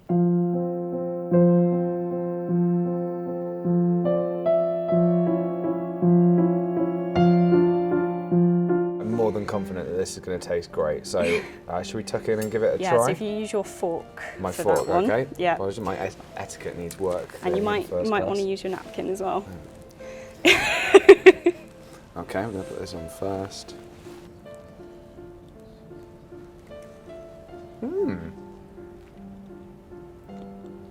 It is quite basic, but very tasty, actually. Yeah, absolutely. Fantastic. And what might we be drinking on this occasion? Cognac here. Yep. Champagne, fine champagne, love that. Yeah. So first class passengers would have been able to enjoy things from champagne, wine, claret, brandy, all kind of the alcohols that you would associate with kind of this class of individual. But it's really interesting. So for anyone first class or any class travelling to Australia, Gibbs Bright & Co actually introduced a ruling that they couldn't bring alcohol on board with them, and they had to purchase it from the ship itself. Right, okay. At quite extortionate prices. Okay. And we do have a testimonial that was written by a 17-year-old first-class passenger called Olka Fedden, where he got some of his fellow passengers together to complain to the captain about the prices of the alcohol, because even by their standards, it was absolutely ludicrous, the amount they were charging. So not too different from modern hotels, really. Absolutely, yeah. I imagine there'd be quite a lot of bottles of champagne on board, though, right, ready to cater for these 600 passengers at times. Obviously, not that many in first class. Yes, yeah, absolutely. But there'd certainly still be over 100 first-class passengers on board, especially kind of with the New York run, which was only catering to first and second-class passengers. There was no third-class or steerage on board at that point. So yeah, we can see some champagne bottles in crates behind, just kind of being brought out ready for the big dinner service. Right, dessert is done. I'm stuffed now. I think it's time for some after-dinner entertainment. Absolutely, let's do it. Shall we go? Yeah. Natalie? Thank you, sir. I'm ready. Well, wasn't that just incredibly wholesome? Whilst Louis enjoyed his afternoon entertainment, it was time for me to find out what was on the menu down below in steerage. Talking me through what would have been on offer was Active Interpretation Manager Simon Strain. Simon, lovely to meet you. Pleasure to meet you, Luke. Welcome to the mess area. Yes, I've had a long all day in steerage. What do I have to eat? Go on, take me through some of the stuff. Right, I wish I could tell you that this was dinner that we had laid out for you here, but believe it or not, what you see before you is an entire week's rations for a steerage passenger. This was mandated by law. The 1855 Passenger Act stipulated how much food ship owners had to provide to passengers as an absolute minimum. And here in steerage, the lowest class on board SS Great Britain, the legal minimum is pretty much what you're going to get. And you've got a whole world of beige here. The bulk of your diet is going to be made up of these bad boys, ship's biscuits. Now, I've had some of these before and they are revolting, to say the least. Made to last, aren't they? Absolutely. Basically just flour and water, and that's pretty much it. But you're going to be getting the equivalent of 3 biscuits a day. We've got 3.5 pounds here, which is about just shy of 1.6 kilos. Okay. And that's your week's supply of biscuits. So you're going to have one for breakfast with a mug of tea or coffee. I hope you don't like your coffee too strong, because that's your weekly ration of coffee. Wow. Yeah, that's not going to make too many Americanos. No, it's not. I'm afraid. In fact, you know, for me, that's probably maybe a morning espresso. supply. Yeah, absolutely. And it's not much better for tea. Again, you've got a small I'm more amount. of a tea drinker, and yeah, that's not a lot. You're not going to get far, are you? And we should just clarify that although steerage, you know, it's the lowest class on the ship, it was still quite expensive to be on the ship in steerage class. Absolutely. I mean, cheapest ticket on board SS Great Britain is going to cost you 15 guineas. And at the time, that's the equivalent to about half a year's wages for a farm labourer. Wow. So, you know, it's not within reach of the lowest of the low in society. No. In fact, a lot of the passenger lists, we've got lots of skilled tradesmen, lots of miners going out to Australia to make their fortune at the diggings. Of course. But you've got lots of skilled professionals travelling in here as well. But in terms of dinner, so breakfast, you've had your biscuit and your coffee. Okay. Your main meal is lunch, and that's going to be something like your salt meat, perhaps with a little bit of rice, like we can see here, or it might be maybe some preserved potatoes. All you're going to have in the way of veg is the dried peas, which aren't great. Yeah, no, so you get. They don't even really look like. They were peas once upon a time. Yeah, absolutely. And then by the time you get through to the evening meal, again, it's back to ship's biscuits, possibly with a cup of tea or coffee. If you're lucky, you might have something sweet to go with it, something like a simple pudding like plum duff. Okay. So plum duff would be a great example of a steerage dish. It's a really cheap, stodgy, filling pudding. As I say, it's just flour and fat and a little bit of raisins. And actually, because you've been working so hard today, it's been tough for you in steerage, I've actually prepared one for you if you'd like to try a little bit of plum duff. I knew you were going to say that. Go on, let's try some. All right, so baked to an authentic Victorian recipe. You can see it's not the most appetizing, No. But if you feel the weight of it, it is proper stodgy. You know, that will stick to your ribs. It's a lot of, a And lot that of will carbs. fill you It up. smells a bit like crisps, I would say. That's the, I don't know if that's bit salty weirdly. I've been in steerage too long, I've got nose blind. That's the trouble. So yes, here you okay, go. right. Bon Well, appetit. I will join you. So just, how is it? A bit like ice cream. You have to sort of scoop just it. Start at the edge, grab a little gee. bit. Very tough. It is really tough and stodgy. Okay, there we go. So I this got a has little just all been mixed together, been allowed to sort of rest, and then it's Okay. been boiled for about 3 hours. Cheers. Bon Let's appetit. try this.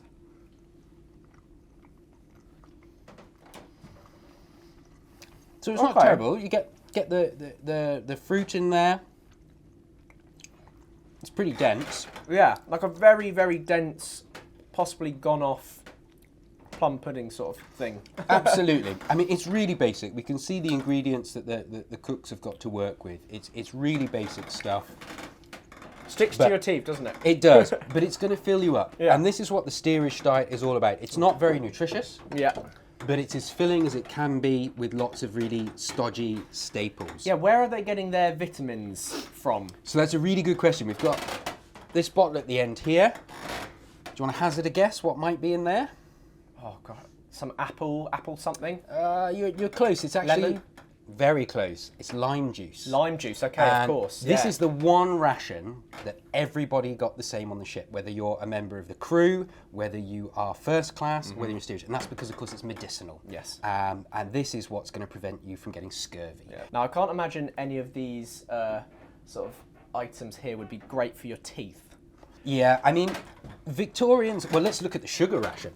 I mean, that is your weekly sugar ration. That's like ridiculous. The most, yeah. Isn't it? It's huge because largest they had ration a here. really sweet tooth. Yeah, well, you're looking at, 12 ounces of sugar, and that gets made up with treacle as well. You get another 8 ounces of treacle here. Wow. So you can see Victorians very much had a sweet tooth, but they didn't have much else to look forward to. Yeah. It's salt, it's very boring, plain carbs, and so sugar is really all you've got to kind of keep you kind of look going forward to, the through sugar the rush. week. Yeah, absolutely. Another thing besides eating that many passengers in steerage looked forward to was socialising and the opportunity to gamble or drink their lives away. Okay, so Simon, we just left the mess area. We're now heading towards where the steerage passengers would have socialised. Yes. So this was actually the space where you did both your socialising and your eating. Okay. It really was a multi-purpose space, Yeah. to borrow modern terminology. If you were dining, you'd be doing it at these benches. As I say, after you've collected your food, this is where you'd sit and eat, and then you'd clear it all up for the next person to come in. So if you can imagine, you might be sat here down to breakfast. Yeah. There could be someone being seasick over in one of the bunks, someone giving birth. There might even be a dead body from where one of your passengers has passed away in the night and is waiting to be buried at sea. So real ambience as you sat down to enjoy your meal. Not just music. No, exactly. Or to entertain yourselves. And we've got some examples here of the sorts of things steerage passengers would have done to entertain themselves on board. We know from diaries that even here in steerage, people enjoyed a game of chess or of drafts. They might play sort of common games like dominoes, card games. We've got some knuckle bones here, sort of typical sort of pub games for the period. What are knuckle bones? What does this involve? Knuckle bones, these are bones from typically an animal. I think these are actually deer knuckle bones. And it's a game where you have to throw them up on your hand and try to balance them. You hopefully do a better job than I did. And depending then on how many you balance, you then set out the remaining ones. And what you have to do is you throw one knuckle bone up in the air. And the idea is you pick up another one and then catch the one you've thrown up. So a bit like juggling. A little bit. So I'm going to have a go now. Okay, I'm not very good, but close. See, I see the idea though. It's The just idea like is you- juggling. There you go. There we go. There you go. There we go. That would have got you maybe a drink or something. this is it. So you might you might gamble over that, although gambling was supposed to be banned on most voyages, but that's another thing people did. People gambled chronically on everything. They would be betting on whatever they could, including how far the ship had travelled each day. It's a very popular pastime, wasn't it? Very popular. Drinking, gambling. We have to remember, the people in steerage would be working people. And at this time, there's not really such a thing as public holidays. You might have got, a day off around Christmas, but that's about it. So for tradespeople, working people, to suddenly have 2 months with nothing to do, that was a complete shock to the system. Yeah. And so they really struggled to find ways to fill the time. It's fine if you know how to play chess or drafts. It's great if you're literate, because of course you can read. We've got a copy of the Bible over there. Or you would be writing correspondence, pretty difficult in the dim light here in steerage, but you found a way. So if you're literate, it's fine. You can kill a lot of time that way. Someone like Alan Gilmore, who mentioned again, he did this painstaking sort of plan of the steerage area. This is a facsimile, it's not the original, so you're welcome to touch it. But this is a copy from his diary. Wow, that's incredible. And you can see he's listed all the berths in there. He's also put the sort of mess tables at the side, and that's what we've recreated here in this space. He's put what he's described as the pantry. That's the mess area we were just in. Okay, so we were there and we've come round the corner and we're at the mess tables, here. We actually used this plan from Alan Gilmore's diary when we were recreating the ship, because of course we're always trying to base it on primary sources, either the ship's plans or in this case evidence from passengers. But yeah, I mean, in the 19th century, there's no iPhones, no Wi-Fi, none of that. You are making your own entertainment. Definitely. You're lucky if you're literate, because at least then you can read or write. The rest of the time it's just gaming and chatting and drinking and gambling. With our voyage on SS Great Britain coming to an end, it was time to reflect on two very different experiences of life aboard. Well, hello, fellow passenger. Welcome to Australia. How's your trip been? Hello, Louis. Well, if I could sum up my steerage passenger experience in 3 words, I would say it was cramped, it was really smelly, and really, really dangerous as well. Oh, right. Gosh. Yeah. Well, I mean, SS Great Britain is supposed to be the most luxurious vessel of its day, right? I mean, was it? Yeah, I had some fantastic apple pie that was prepared for me. I, had lots of champagne. I got to play sports out on deck. It's been glorious. Oh, lovely. Well, I wasn't allowed to play cricket, as I'm sure you'll remember, and also I was fed plum duff. Have you ever had plum duff? No. It's disgusting. Sorry about that, old chap. Well, anyway, seeing as you took the hit last time and you scaled the yard arm, I guess it was only fair, wasn't it? Yes, yeah, I did deserve that actually. And if you enjoyed this episode, please go and watch the previous video where we look at the crew experience. I was an able seaman and a stoker, and Luke took on the role of officer. So yeah, I think the role switch-up was actually fair. Yeah, that was a lot more enjoyable. Anyway, let's enjoy the gold rush, shall we? Yeah, well, I've got a cricket tournament to go and win, so come on then. Of course you have. In the late 1850s, Britain and its ancient enemy, France, were involved in an arms race. Both sides were using new technology like armour plating to try and create the ultimate battleship. Things reached ahead in 1860 with the development of this, HMS Warrior, the most revolutionary ship ever built. A product of Britain's naval mastery in the 19th century, but also the Industrial Revolution that was changing everything.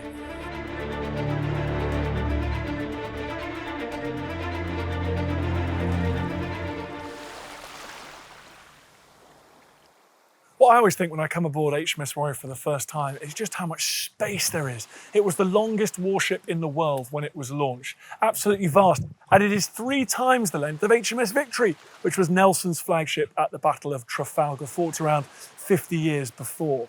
But I also think how traditional it looks, even though it's all made out of iron. It was the most cutting-edge ship ever built. Up here, it's still got its sails, its masts, its rigging. In fact, when it was fully rigged, when the sails were all hanging off these yard arms, there were 4,500 square meters of canvas. So the crew on board had to be brilliant. They had to be proficient at all the old-fashioned sailing techniques of the sailing navy, whilst also working out all the new technologies that this ship embodied.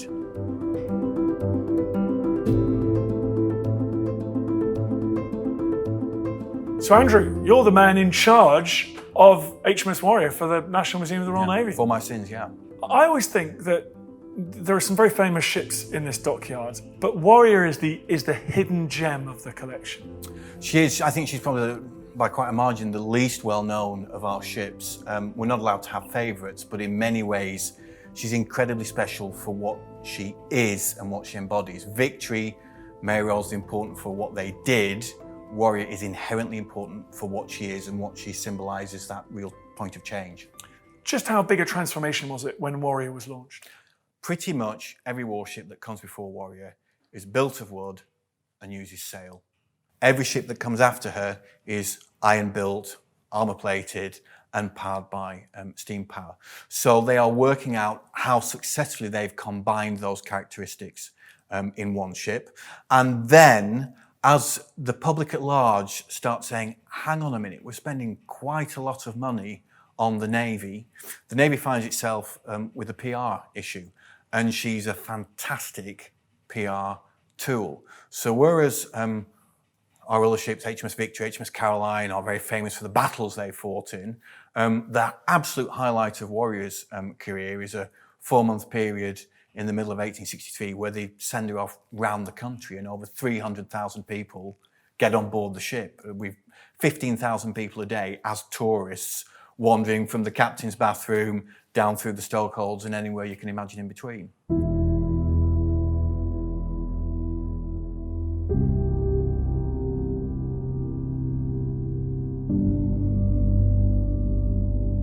This is the heart of the ship. This is the gun deck. Ships like this, of course, are just big floating artillery platforms. They're a way of getting a huge amount of firepower as close as possible to enemy ships or enemy shore installations and battering them. So it really kind of looks quite similar to, say, HMS Victory, which fought at the Battle of Trafalgar 50 years or so before this ship was built. But the key difference is that unlike HMS Victory, which is made of good old English oak, this is made of iron. Everything's made of iron. So it's making like an iron version of an old wooden warship.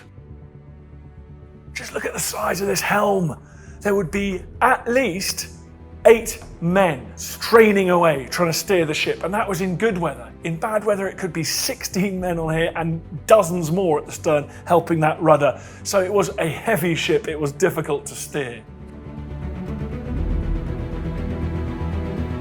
These, of course, are very different. The guns on this ship are hugely more powerful. This fires a 68-pound projectile, and that's got something like 5 times the destructive power of the guns that were firing at the Battle of Trafalgar. But it doesn't stop there, because Warrior was armed with the latest, the most unbelievably expensive, the most cutting-edge artillery at the time. This was costing the British government millions of pounds, tens of millions of pounds to develop, and this is just the next evolution of guns.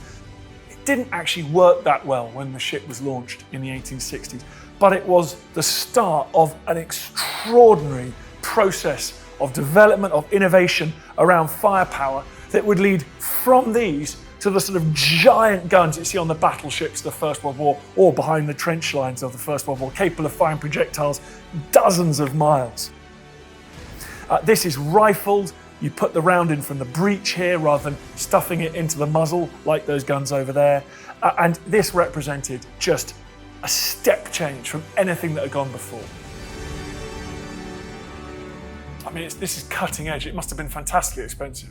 Hugely expensive. You know, she cost almost £400,000 when by the time she's commissioned in August 1861. That's about £1.5 billion at today's prices, and she's handed to a 36-year-old captain whose job it is, along with the other 704 people on board, to work out how we're going to use this. Strategically, just having it is important. It sends a signal to the other countries of the world. But as soon as you've built a ship that has sides that no gun can penetrate, someone's going to design that new gun. Once they have the gun, you need thicker sides on your ship. So she sparks this arms race, and she's really, obviously on paper at least, almost by the time she's commissioned into the Navy, she has a good 3 years where she is the pride of Queen Victoria's Navy. But by 1864, the next model is coming online. And then almost every year after that, there's an update, there's a change, there's an improvement. So after 10 years, she is obsolete. And after 20 years, it's inconceivable that you would use her in any type of conflict. Nowadays, you'd expect a couple of decades service out, but much more than that out of a warship, wouldn't you, right? At least, the new carriers, you're talking about 20 years just to get them from concept to commission, and then you expect to have a good 50-year lifespan out of those ships. Warrior is concept to obsolete in 20 years.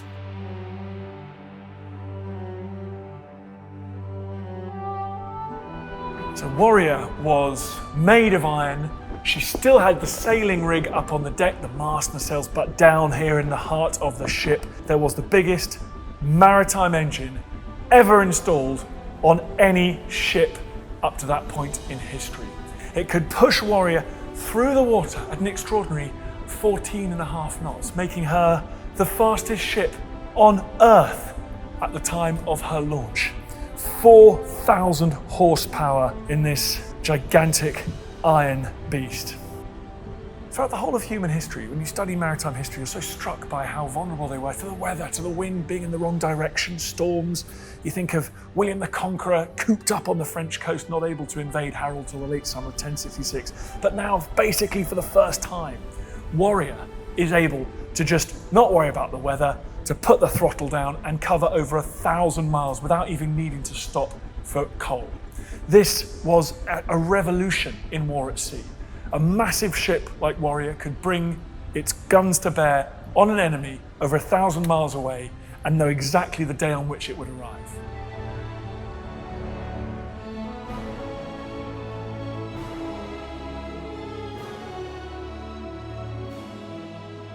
It's often said that Warrior never fired a shot in anger. So what was she doing for all those, well, the few years that she was in service? In many ways, it's just enough that she is. She's sat operating in European waters, sending a very clear message. So when she's down in Lisbon or she's in Gibraltar, indeed, even when she's sat off at Portsmouth, we are getting as many people on board as possible. Yes, that's British tourists showing what their money is being spent on, but it's also members of the foreign press and it's also foreign dignitaries. So for example, the Italian General Garibaldi is on board in late 1863 to see this fantastic ship. Most of the ambassadors of Europe are brought on board the ship and have demonstrated to them what the Royal Navy is capable of. So it's really about deterrence. It's far cheaper to deter a war than it is to fight one. Who were the Brits trying to impress, trying to overawe, particularly at this stage? So in particular, we've got the Americans and the French. The French are our big European opponent, shall we describe them. Their activities in building ships are what drive us into constructing Warrior, and they're the ones we continue to monitor after Warrior's been built. We've been keeping the French under various levels of scrutiny through the late 1850s and through Warrior's period of construction, indeed after. Sometimes that's fairly low key. An admiral's holidaying France and he hires a rowboat and goes out to Goa and climbs up her side measuring how tall she is with his umbrella. Other times it's much more clandestine and basically we're spying on them. The Admiralty employs a man called Eugene Sweeney to go down to Toulon and sit in the hills overlooking the dockyard with a telescope and spy on what's happening on a daily basis.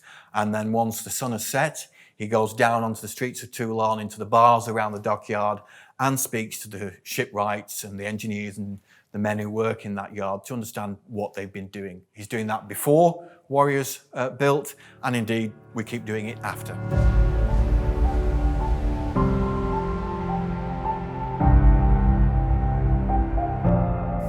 Now this is the space where you just feel that you've moved into a completely different vision of what a warship is.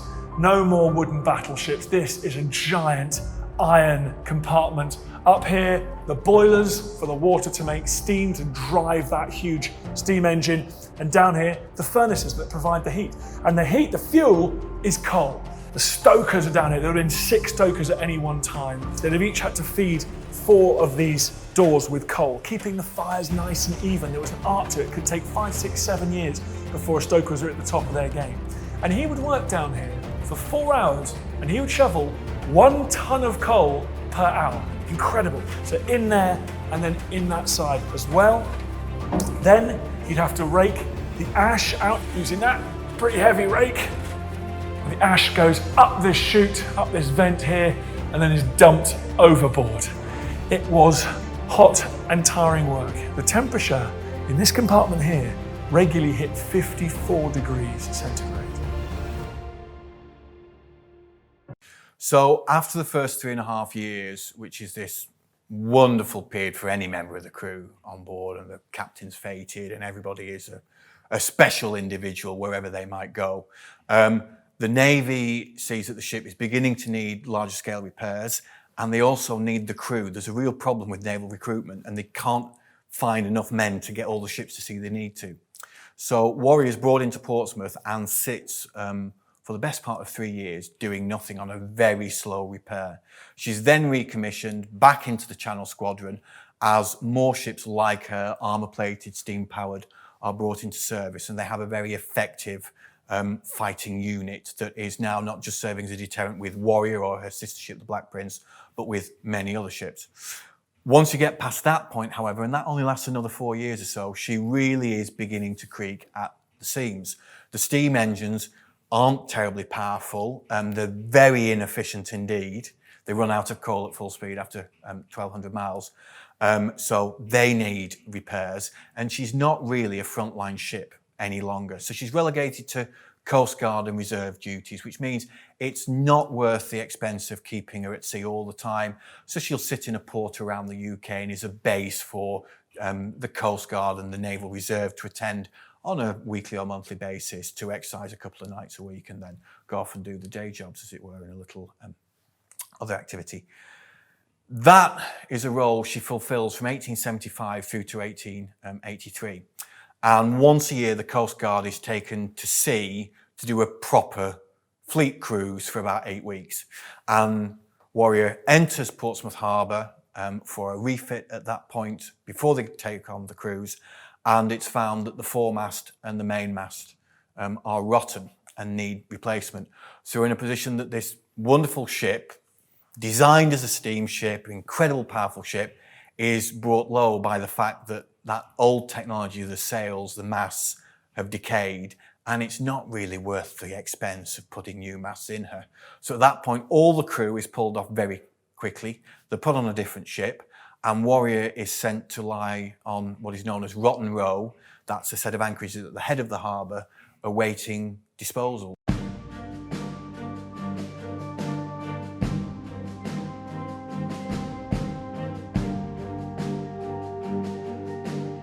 So this is the gun room, which oddly enough doesn't have anything really to do with guns. It is the living space, the learning space for the midshipmen, the most junior officers on board. It's a big common room for a bunch of teenage lads. They're on board to learn how ships work. They've got to go aloft, they've got to do the sailing, they've got to learn how these to fire the guns and steer the ship, but they're also receiving a gentleman's education because they're expected to be officers and one day admirals. These were young men, well, these were children from fairly well-off backgrounds, so they had to be kept in the manner they were accustomed to. You can see it's slightly more lavish, but there was nothing easy about their training. In the army, you could buy a commission, you could buy your way into a position of command. But here on ships, you had to have the technical knowledge to avoid disaster. So the young men would have come in here, they'd have had their lessons from salty old sea dogs. There's the blackboard teaching how to use the sextant here, which allows them to identify their position, where they are in the world, using the sun. They would have done their navigation, reading charts, but also languages, even diplomatic skills. Because at the end of the day, these young men, after a long career in the Navy, might rise up to command a ship like this, or perhaps even a fleet, and they could alter the course of history.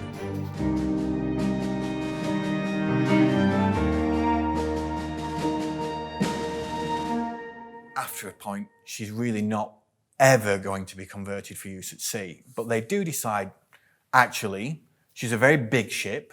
We've got these huge open spaces which are really useful as classrooms for the Navy, as storerooms, and as workshops. So they take the engine out of her and the boilers out of her, and they convert it to a floating classroom and workshop and make her part of HMS Vernon, the Navy's torpedo and telegraphy training school. And she does that job from 1901 all the way through until 1923, by which point Vernon has moved ashore to purpose-built buildings and Warrior's again obsolete. So they're going to scrap her. And yet again, she's spurred from the scrapyard because there is a need for a fuelling pontoon at Pembroke Dock. At Pembroke Dock, there's a very large tidal range. So if you need to refuel a ship, by the time you've brought it alongside a jetty, as we have here today, moored the ship up and connected all the fuel hoses, the tide has either gone up or down to such an extent that the fuel hose is going to snap and you can't refuel. So the idea of Warrior, or oil fuel hulk C77, as she's renamed, is that you can have all sorts of complex, permanent, self-tensioning hose arrangements on board this ship, or what's left of her as she struck over her masts. And as she floats up and down on the tide, they will sort themselves out, and then you just have to run a line from Warrior to whichever ship needs refueling. And she does that job for 50 years until in 1979, the fueling depot's closing, Warrior's without role, and at that point, people begin to say, hang on, this is an incredibly important ship. We can't just let this be sent for razor blades. So there's a campaign to save her, to restore her, and to redisplay her.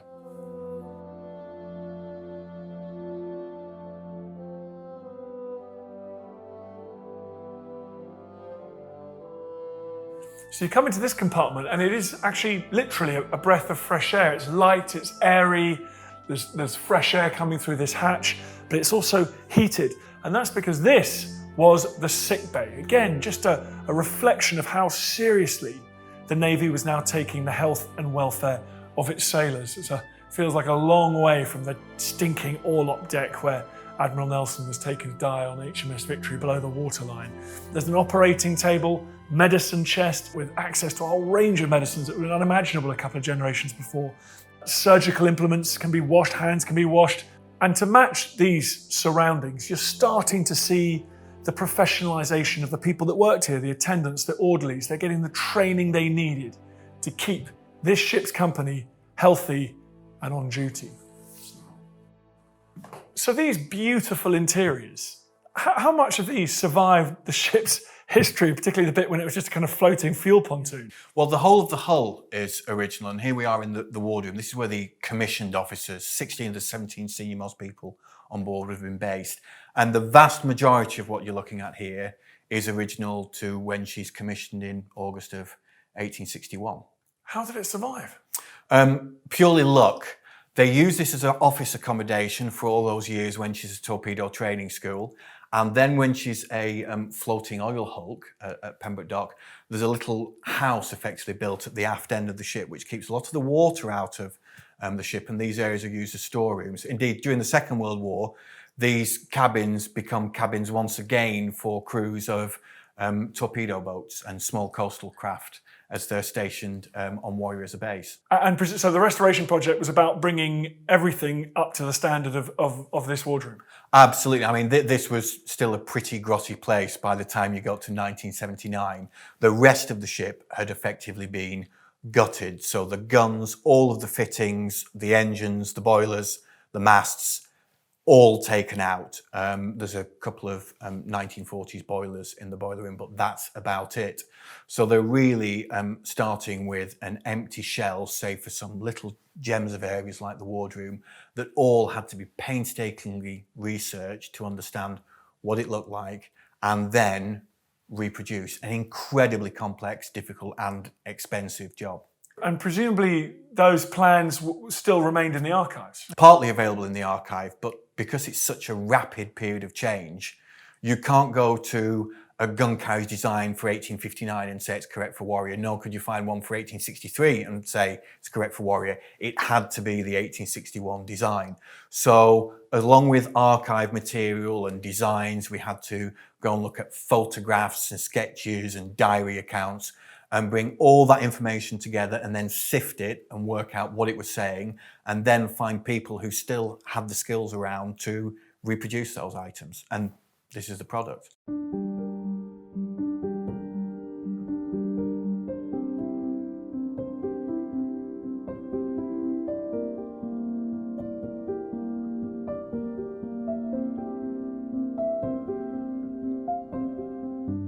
Warrior was obviously revolutionary in the way that she'd be able to engage an enemy, withstand enemy cannonballs and shells, and in the way she moved through the water. But just as importantly, she was revolutionary in how the Navy treated its sailors.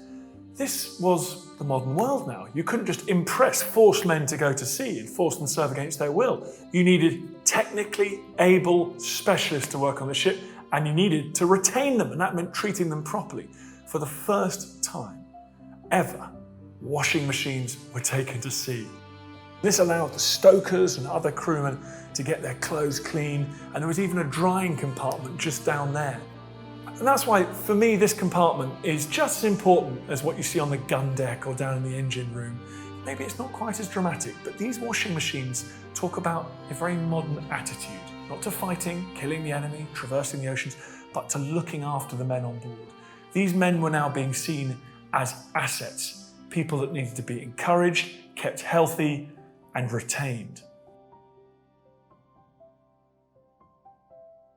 So the area now, this wardroom where the officers ate, met, slept, I mean, it's painstaking restoration. You've got the little pens and that sort of case over there. You've got everything.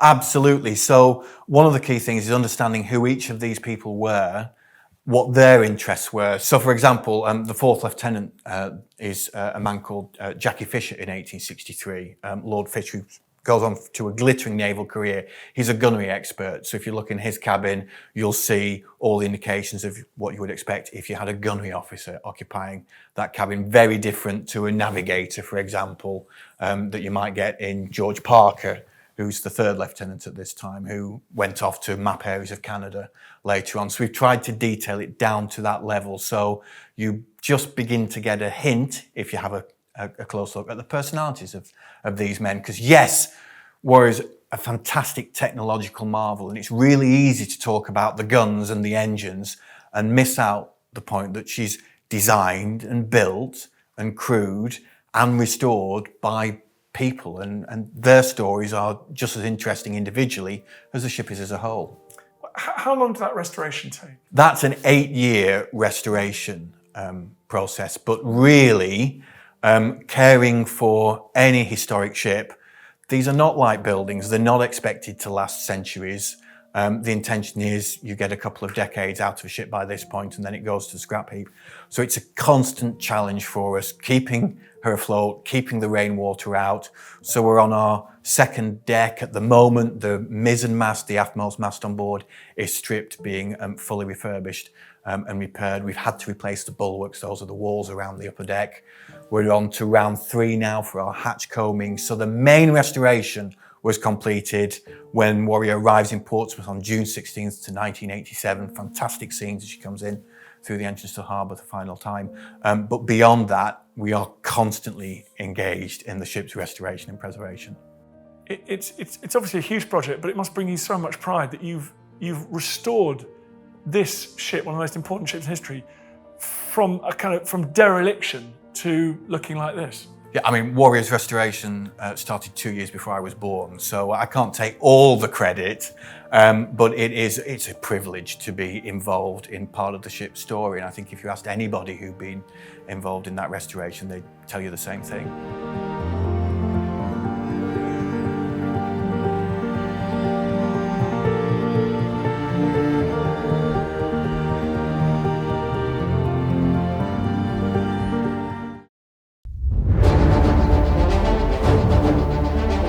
Welcome back to the History Hit YouTube channel. For a recent documentary, the team had the opportunity to film an authentic wooden tall ship, similar to those used by the Royal Navy in the 18th century. This is Phoenix, a 2-masted brig based in Penzance. And today, because someone thought it would be a great idea, I'm going to climb to the top of her rigging.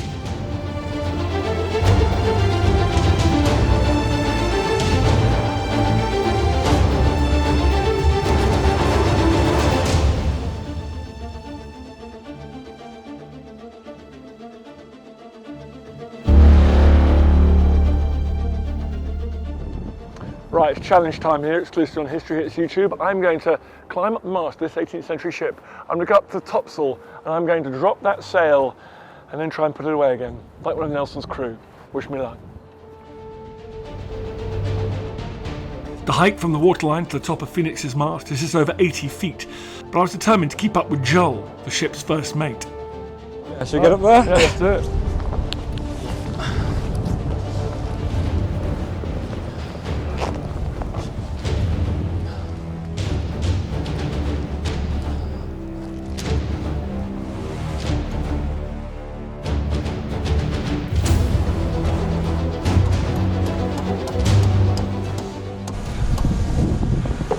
Pretty steep up here.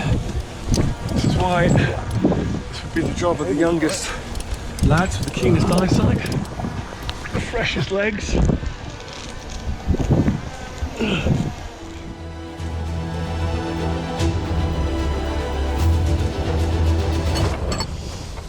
How's it going, Ollie? Oh, nice one down. Let's go come stand by. And you want to go on the topsail yard here, yeah? Yeah, we'll go on the topsail, yeah. Cool. Before climbing further up to the topsails, I was intrigued to learn more about the vital job done by the rigging monkeys in Nelson's Navy.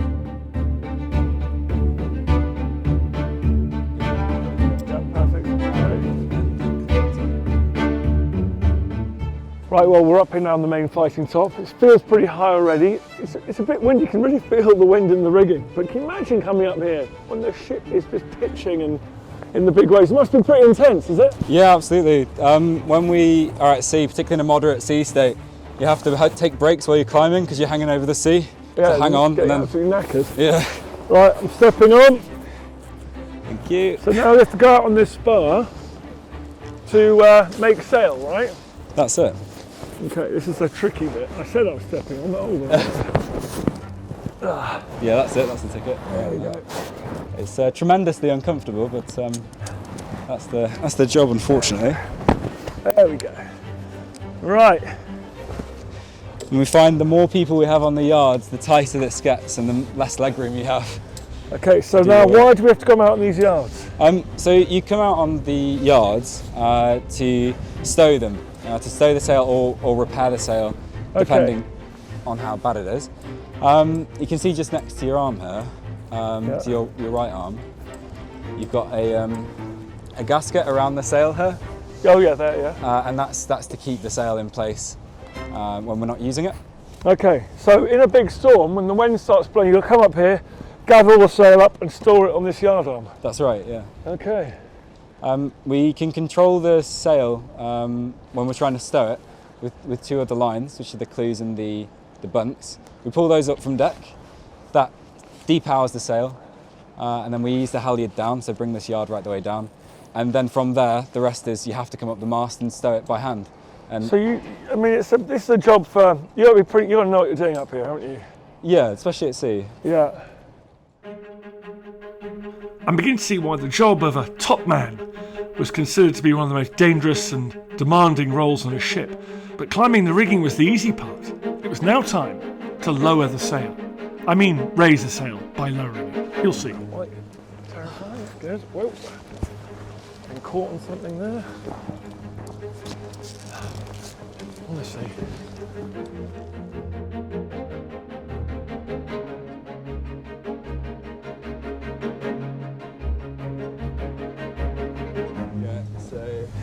So now at the minute, you see these, what you're holding onto there? Yeah. That's a bunt line. So you can pull those from the deck. Yeah. And that'll depower the sail. That depowers the sail. So at the minute we are depowered, we're not getting very little drive off that. So we need the bunts off now. Now I'm going to do.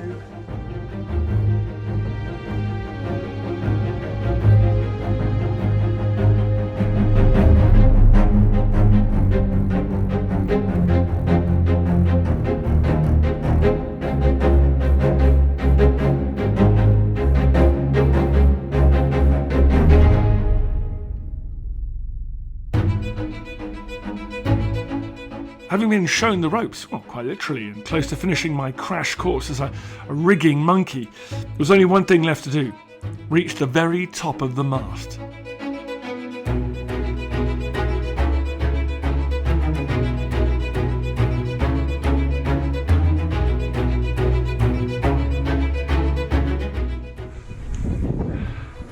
Key thing is never ever look down. This one.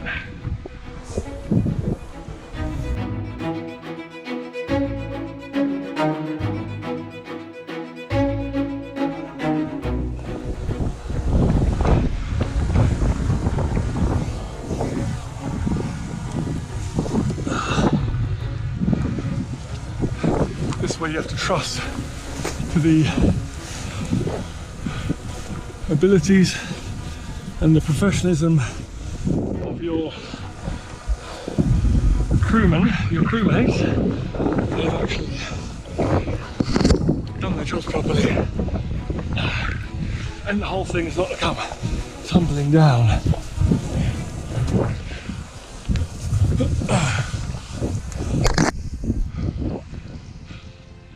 It's one of the most remarkable things I've ever done is climb the rigging of a tall ship.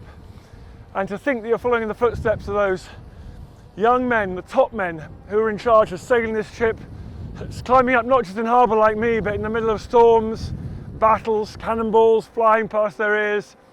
And their job up here was essential. Well, this was the engine room of those ships. The sails propelled the ship through the water. And without these sails being set properly, the whole ship's company would be in terrible danger.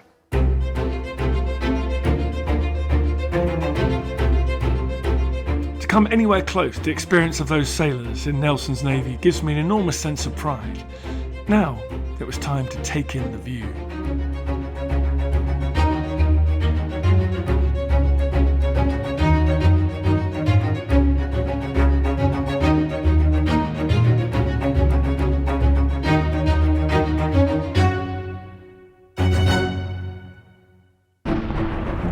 The Battle of Trafalgar, one of the most brutal naval battles in history. On display, a varied arsenal of weaponry, from boarding cutlasses to flintlock pistols and explosives. We wanted to find out more about the weapons used at the battle, so aboard this tall ship in Penzance, we spoke to weapons expert Keith Wallace.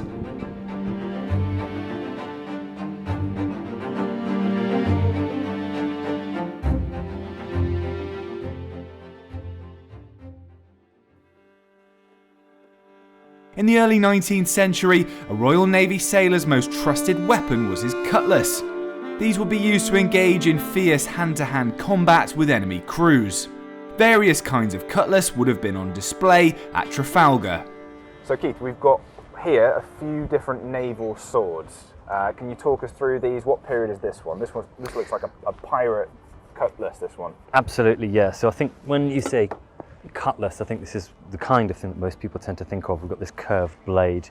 This is a Dutch in East India sword, and it's from the sort of golden age of piracy, if you like, through the 18th century, and it's got this shell guard, and you can see there's obviously a real curvature to the blade.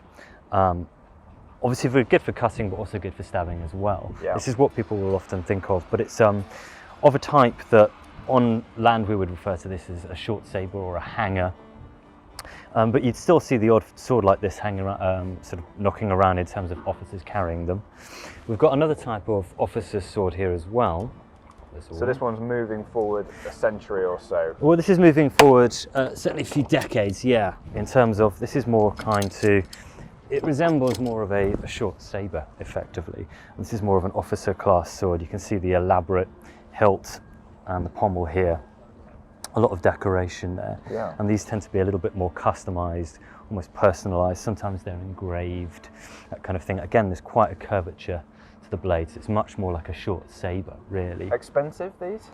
They can really vary, but yeah, these can get really expensive. Whereas your standard seaman is going to be carrying something like your 1804 Navy cutlass, which you'll notice is a straight blade. Yeah. It's fairly weighty. It's about a kilogram, but the weight is towards the hand. So if you grab hold of that, although it's weighty, it doesn't feel too bad because the weight isn't all in the blade. So it's great for both cutting and for thrusting with. It's a single edge weapon. Rarely are they sharp on this false edge, this closest side. And then you've got this figure of 8 pattern on the guard. And this is also handy as a weapon itself. When you get into close quarters, it's pretty robust for fighting with as well. But this is your kind of standard issue cutlass that people are most likely to be using. And in a boarding party, did sailors prefer swords or did they prefer other weapons? I think this is the most useful thing, and you can manipulate it quite quickly, but it does have the opportunity to either you can cut or you can thrust with it. It's not too long, so it's an ideal weapon for working on deck. But equally, when you do get in close, it's useful for kind of punching with sort of knuckle duster style, and it's easy to manipulate, whereas something like, say, a boarding axe, you're really committed because it's sort of you're putting so much into it. You can't really get back as quickly as you can with something like this. So this is the kind of this is the weapon I would choose certainly for if I was boarding, and this is the standard issue as well. No, it looks pretty effective. Now, from the conventional to the slightly more unconventional. When the French 74-gun ship of the line Redoutable engaged HMS Victory at Trafalgar, Captain Jean-Jacques Lucas's men were able to clear Victory's decks with a small but extremely effective and explosive weapon. So when you think about weapons at the Battle of Trafalgar, you probably think of pistols and muskets and cutlasses, but you don't necessarily think of these things. These were grenades used mainly by the French. Now, Keith, what were these things made of? So essentially it's a ball of iron that's then filled with gunpowder, and then you've got this quick match effectively, so you can light it and then you can throw it like you would a grenade, and they're referred to as grenades or sometimes grenados. And we know that these were being used through the sort of golden age of piracy. These were being used, they come out of the Byzantine Empire, and we know that they were being used at the Battle of Trafalgar as well. And how exactly were they being used? Were they being used to just clear decks or thrown below, or in a defensive or a mainly offensive manner? So alongside the fact that you've got musket fire and volleys going on as well to cause extra damage, you're also throwing these to kind of damage and disarray and hit large numbers of people so you can clear those decks effectively. And how effective were these? Were they used a lot at the Battle of Trafalgar or only on occasion? So we know that the Redoutable was using them. They record having used them against Victory and throwing them to try and clear the decks of their boarding parties. And it seems like it was pretty devastating. Well, I'll tell you what, the last thing I'd want to see below deck is one of those things dropping down. Devastating. In the age of fighting sail, all ships' crews could call upon a patchwork of deadly weapons for boarding enemy ships. And by the second half of the 18th century, one type of firearm was becoming particularly popular for close quarters fighting. So Keith, this is one of the weapons we'd be using if we were about to board an enemy ship. What can you tell us about this pistol? So this is the sea service pistol, and it comes in from around the mid-18th century through to the time of Trafalgar and well into the 19th century. It's a flintlock pistol, and this is one of the longer versions. It's the 12-inch barrel. You've then got, from the 1790s, they shortened the barrel a little bit, the East India Company, because they're finding in a tight press of people you want that slightly shorter weapon. So you'd be really close in with people when you're on their ship. The thing is, it's not the most accurate of weapons, so it's at closer ranges it's going to have more chance of hitting its target essentially. The thing about it, because it's a flintlock pistol, there's always the potential for sort of moisture getting to the powder and things like that, so the chance of misfire. So the question is at what point they were loading these before they board. I'm assuming just before they're about to board. And then you've got this traditionally the practice is that you draw this as you're boarding and you're firing as you board. Right. But there's a lieutenant called William Pringle Green who suggests that actually the better practice is to draw your cutlass first, board, and then once you're on deck and you're at a closer range, you've got a better chance of hitting your target. That's when you fire your pistol in your left hand, so you can still keep your cutlass in your right hand. And would you throw this away, like you see people boarding ships and then throwing their pistol to the side? Is that what really happened? That appears to have been the sort of standard practice officially, but it's suggested that the better practice is to keep it with you, to draw your cutlass first, board with that, fire, but then keep this, because it's useful as a bit of a club. You can also block with it, so it becomes a handy implement for when you're in sort of close quarters as well, so it's worth keeping hold of it. Can I have a go at firing this? Yes, you can. Excellent. Here you go.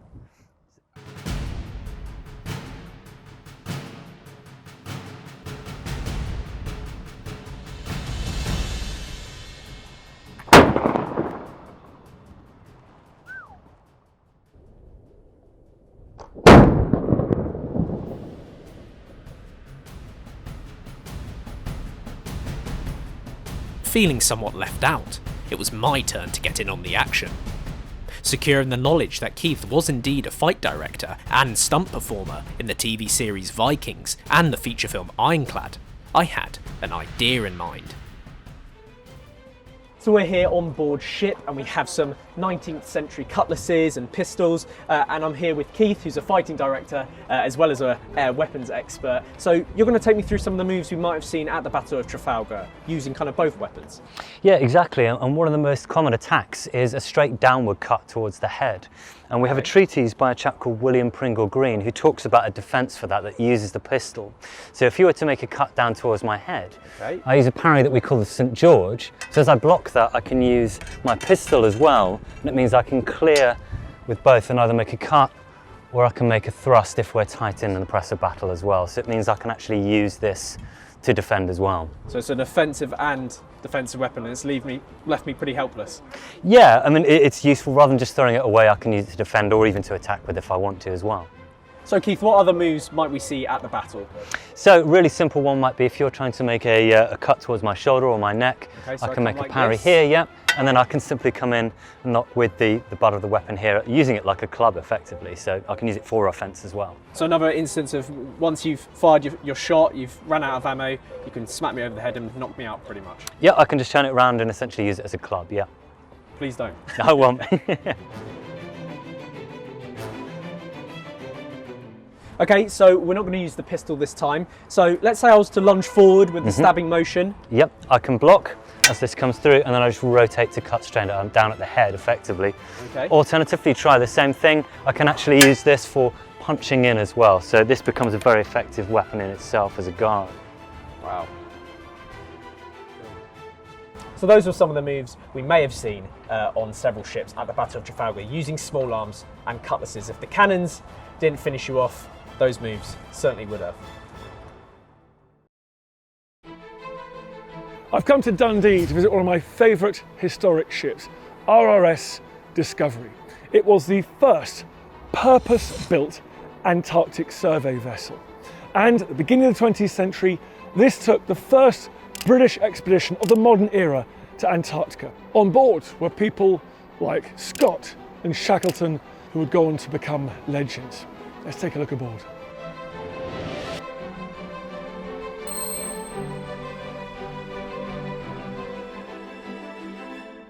Hey, how's it going? Dan, how are you? Nice to meet you. It's very nice to meet you too, and to be on one of Britain's great historic ships. Well, the best. The best. So this is the Discovery here in Dundee, and it is my pleasure to have this as my charge every single day. This is the ship that took Scott to the Antarctic for the first time. That's correct, yeah. So Scott, Shackleton, Tom Crean, Frank Wild, all the incredible names of Antarctic exploration, and they all started their journey on board this ship. And it's the only ship that still exists from that heroic age, built for the heroic age, that took people all the way down to the frozen continent. And so before we go below decks, just the background is, why did they suddenly build a ship and send everyone down to the Antarctic? What was it about this new space race? Yeah, it was like the space race. It was that idea of just being the first in to explore something that people just didn't know about. So when they were planning this expedition and going down, they didn't know what was going to be down there. They might find new land, new people. They might find the new spice trades. For them, it was like going to Mars today. This was an incredible expedition, and it was just that drive to explore, to experience something new.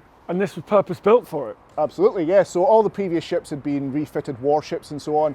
This was the first purpose-built scientific research vessel. So the Discovery really was a first in every single way possible. And the fact she's still here today shows how well they got it right. So this is where the action happens? Yeah. So this is obviously one of the most recognisable parts of the ship. Everyone's seen a ship's wheel before. Yeah. It would have been open just like it is today. So you would have had two men standing here, and it was only men on board the ship. There were no women on board the Discovery in those days. And you would have had one on each side fighting their way through. No engine power to support them. So it would have just been sheer physical brute strength powering this wheel through. And they've each got a compass here, have they? Yeah, correct. So in the binnacle, you would have had the compass. It's a liquid compass, so try and help them get a little bit more. And alcohol, of course, you don't want water in there, it would just freeze instantly. And this would help them navigate their way through. And from here, you also have two very important structures. Yeah, what are these? I've never seen these before. Yeah, so they're known as cuddies. And a cuddy, nautical term, is just an extra structure on a ship, but it has led to a nickname in Dundee, or for a certain generation in Dundee, for a particular part of the house. Oh, I think I know where we're going. Yeah. Yeah.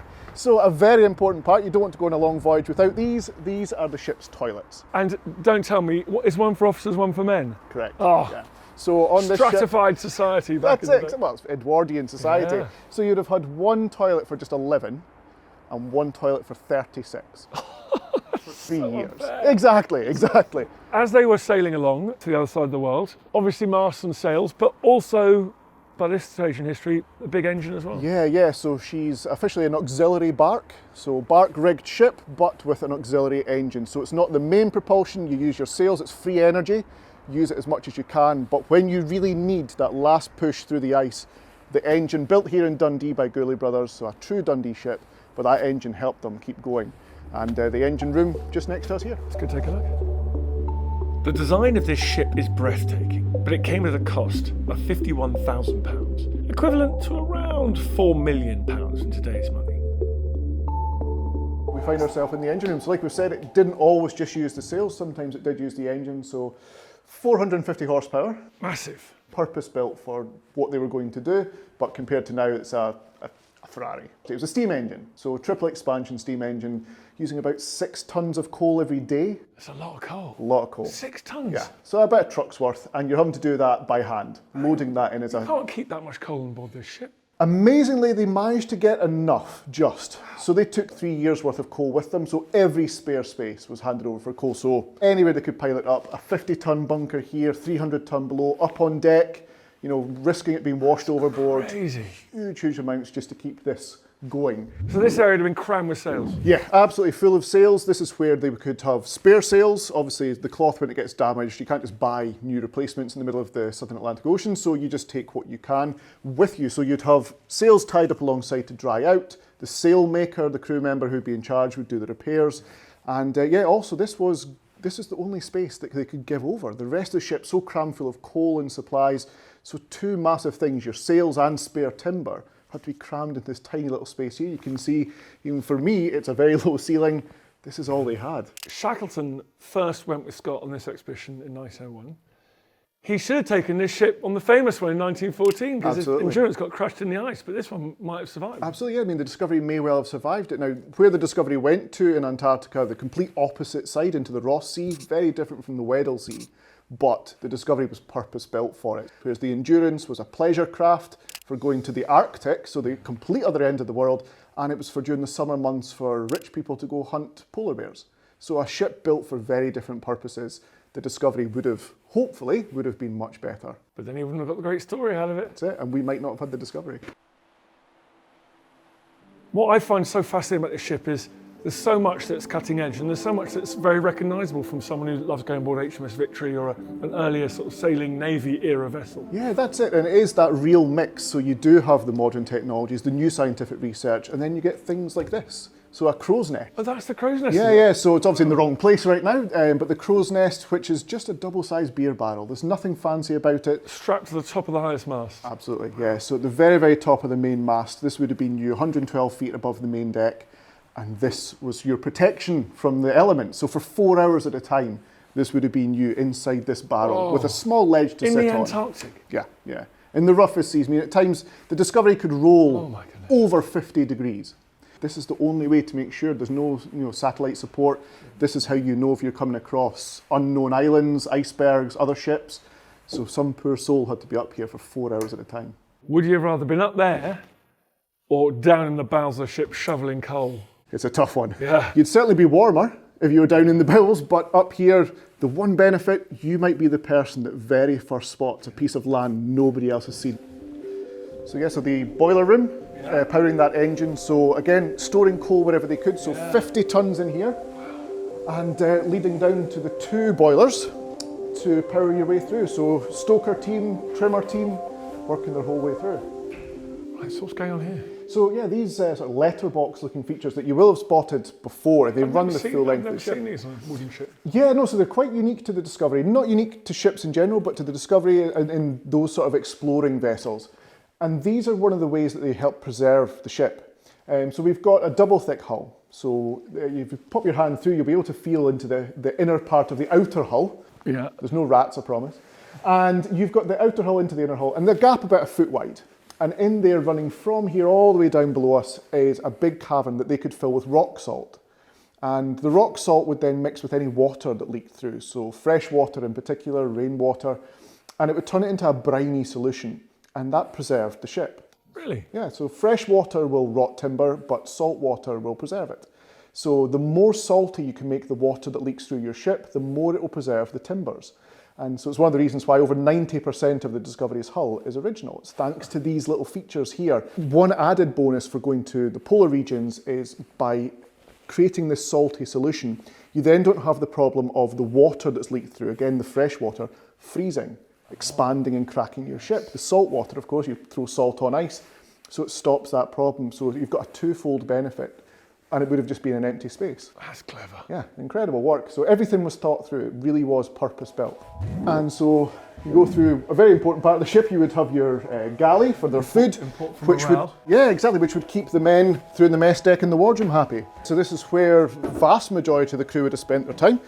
And so yeah, you would have had 36 men most of the time. This is where they would spend their downtime. And these, because it was, again, there was a big difference in officers and men, wasn't there? So these were the sailors and the stokers. Yeah, so this is where you had Tom Crean. This is where Frank Wilde would have spent their time. It's where you had Whitfield and Quartley, the stokers, those people who are getting you through those the really difficult seas, but this was their space. So 36 men crammed into a space smaller than a classroom, basically. And this was their eating, sleeping, relaxing, washing, everything. This was it for them. And so into where the officers would spend their time. That is amazing. Yeah, quite a difference. Different world. Yeah, exactly. So from the all mucking together sort of attitude of the mess deck to the mahogany lined wardroom for just a living. How much restoration have you done here? Almost none at all. So there are a few additions that have happened over the ship's life. Of course, it's been used for various different purposes. So the names you'll see above the doors, they were added on by the Sea Scouts for the 1951 Vessel Britain. So, of course, they knew their own cabin, they don't need a name above it. And little additions here and there, modern lighting, but ultimately this is as was, and Shackleton would have recognised his cabin if he were to walk on right now. That's crazy. So back in the day, it would have been one person to each cabin, right? That's, yeah, so they added extra bunks later, so you'll see some like barn cabin here, but ultimately it was one person, one cabin, one bunk. And this was Shackleton's room? That's it, Shackleton's very own cabin. So this was it. This was where he first experienced sailing to the Great White South. It was from this very cabin he'd spend his time. And he had no experience whatsoever? No, none at all. Sailing, yes, but not on a sailing ship. He'd been on big, powerful modern vessels at the time, and certainly no polar experience at all. He just wanted a bit of adventure, didn't he? Yeah, a real boy's own journey. Aha, there's the man himself, Captain Scott's cabin. Captain Scott's cabin, larger than most and even larger than the original layout. So again, one of those little changes I talked about. Originally his cabin was in an L shape, so behind where you are now, this has been opened into a cabin, but used to come all the way across. Right. So Captain Scott would go in and then round, so he'd have his writing desk. Nice. This would be his very, very plush, lovely big cabin, lots of space to work, but one big downside, the other side of that bulkhead was the boiler room. So that space where we talked about. Now, in the ice, they turned off the boilers. They didn't have a steam heating system. And so that temperature, that almost minus 20 in there, would transfer through that bulkhead. And so Captain Scott's cabin was so cold at times, he sat in the full outer layers and even his feet in a box of senna grass, the stuffing they would put into the finnescos just to be able to survive in his own cabin. That is ridiculous. He didn't ask if he'd go and spoon with Shackleton. Funnily enough, no. Keep you warm, wouldn't it? So this is a great place to steer the ship from. This is added later, was it? The original bridge was a much, much smaller structure, just to have a quick look. This was then added on in 1925. A second wheel, so you were able to, using a small donkey engine, you had a bit more power, like power steering in a car. helping you work your way through, but only if you're using engine power alone. As soon as you use your sails, you're back to the stern with that limited visibility. This shows they've learned from their previous experiences. Absolutely, yeah. So they took on board things that Shackleton and Scott had said in their diaries about the experiences they had, changes they recommended for the Discovery, and so when it came to the refit, they took all of that on and made sure the ship was even better than it had been before. This is the ship that possibly could have survived, and he could have had that full journey, and that would have been an amazing story by itself, but we would have lost that amazing story of the voyage of the James Caird and all the legends that have come from it. So in one way fantastic, in another way you possibly wouldn't have even been here today had it not been for him taking the Endurance. What a place to talk about the heroic age of Antarctic exploration. Thank you very much indeed for having me. You're very welcome. It's a pleasure to have you.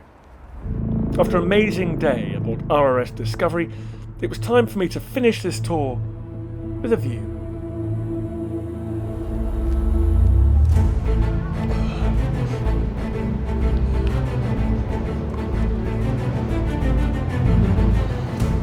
Shaky. I'm glad I'm not doing this when the ship is heeling through 50 degrees.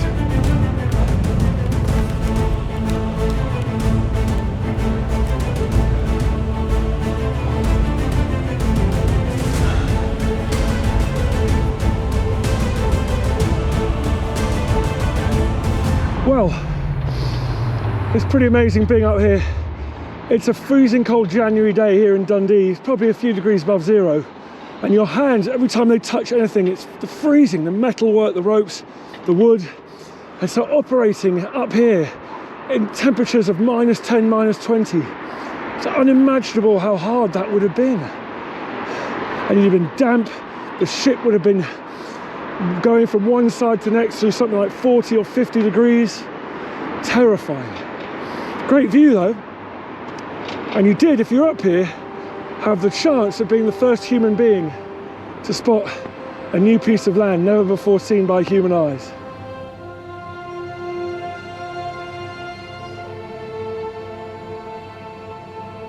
What I love about this ship is it's as close as you can get in the UK to that tangible engagement with the heroic age of Antarctic exploration. But I'm incredibly lucky. Not only am I visiting Discovery, but in the next couple of months I'm going on an expedition to the Antarctic to find one of Shackleton's other ships, the Endurance, 3,000 metres down on the bed of the Weddell Sea.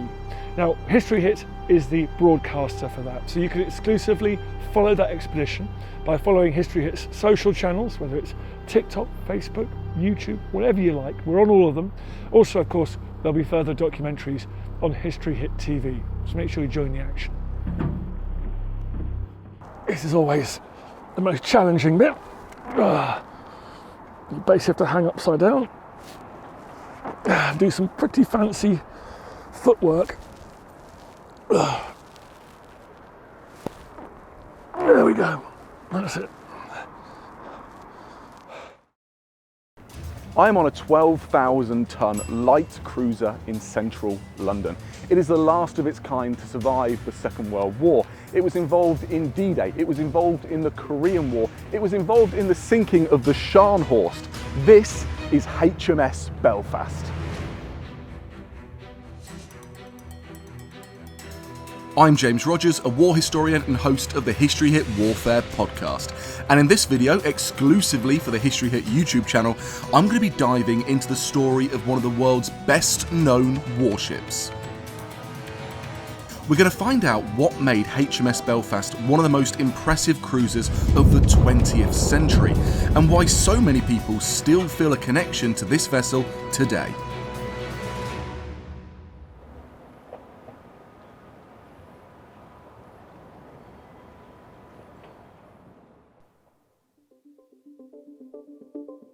In the early 1930s, the British Admiralty conceived of a new series of advanced warships to rival those in the Japanese Imperial Navy. They would need to be powerful and well armoured, but also manoeuvrable. Construction soon began on what were known as town-class light cruisers.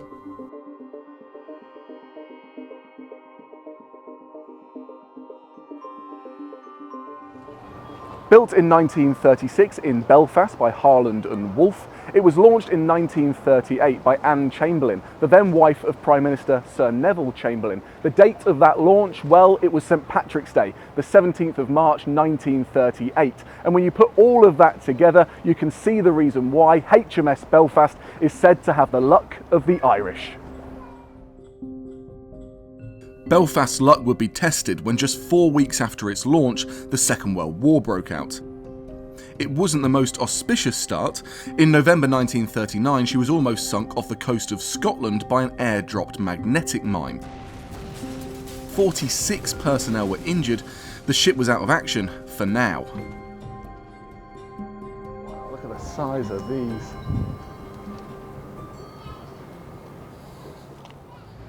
For the first 3 years of the war, HMS Belfast was rendered useless by a magnetic mine, but come 1942 it was put back into service and it was sent for an important role. It was guarding the Arctic convoys as they moved those vital supplies from the United States over to the Soviet Union. But that meant that crew had to operate in some of the most austere, severe conditions. Let me give you an example. If you were out here on deck and it was raining, it was snowing, then you had to pickaxe through all of that ice. If this top deck got too ice heavy, then the ship had the risk of toppling over. But there was another risk. If you touched the side of the ship, if you touched this metal, in those conditions, your hand would fuse to the metal, and that would mean a call to the ship's surgeon. It was while guarding one of these Arctic convoys that Belfast would face its first real challenge. Just off the Norwegian North Cape in December 1943, Belfast and her squadron spotted the Goliath German battleship Scharnhorst. In the ensuing confrontation, Scharnhorst was badly damaged by HMS Norfolk, but she managed to slip away.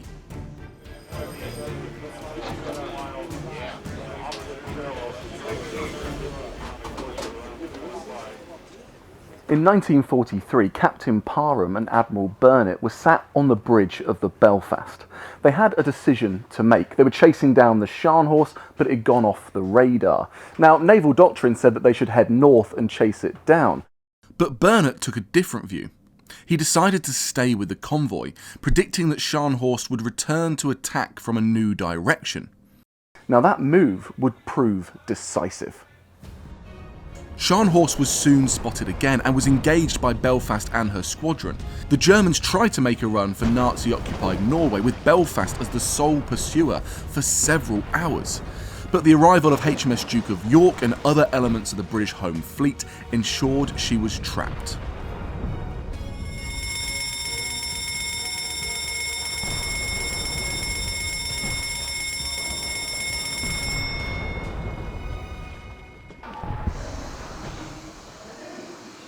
This is the torpedo flat of HMS Belfast. It was fitted during the Second World War and it could fire up to 6 of these beasts. But it was only ever used once in anger, and that was against the Scharnhorst. The aim was to have that final blow to sink the ship, but that moment in history was taken away from the Belfast by HMS Duke of York.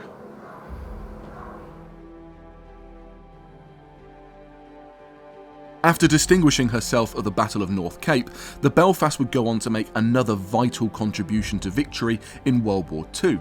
In June 1944, she was the flagship of Bombardment Force E, supporting troops landing at Gold and Juno beaches in Normandy. These are HMS Belfast's gigantic 6-inch guns. They were some of the first to open fire on D-Day. In fact, they were vital to providing that support for landing troops. If you calculate it, they can shoot around 14, 15, maybe up to 20 miles. And that from here is as far as over the M25 and into Hertfordshire. If you're sitting at Scratchwood Services, for example, don't look up, because that's exactly where they're honed in on.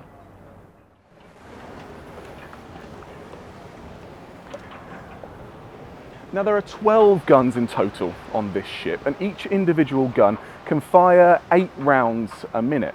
And if we do some quick maths and put the whole battery together, then it's around 96 rounds a minute for all of those 12 guns. Put that into perspective, during the entirety of the Normandy campaign that the Belfast was involved in, it fired over 5,000 rounds. And a full broadside from the Belfast wasn't just a terrifying experience for the enemy, it could make life pretty uncomfortable on board. When the guns were fired in anger on this ship, men were thrown from their beds from the force alone. Cups were thrown across the room, whole dinners were thrown on the floor. And there's one particular story on D-Day that says the power of the guns shattered the toilets.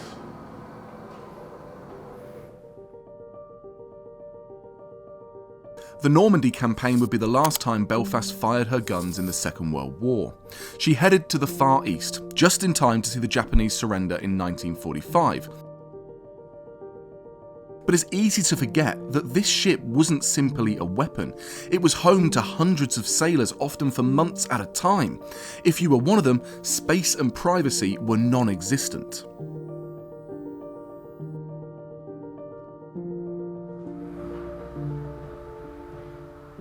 So imagine it, you finish your shift, it's been a hard slog, you want some rest. You've got to come to a room like this, and then you've got to put up your hammock. You reach in, you take a beast like this, and then you've got to strap it up to one of these metal bars around 7 foot in the air. You've got to do it all by naval regulation, of course, and then once it's finally strapped up, just like these are here, you've got to try and get in. How do you do that? Well, you grab on and you hoist yourself up, all without trying to wake the guy who's sleeping next to you. This is your standard mess deck. As well as sleeping in here, you would eat in here, you would drink in here, you'd share your rum rations in here. And overall, there'd be about 20 people. This would have been a hub of activity during service.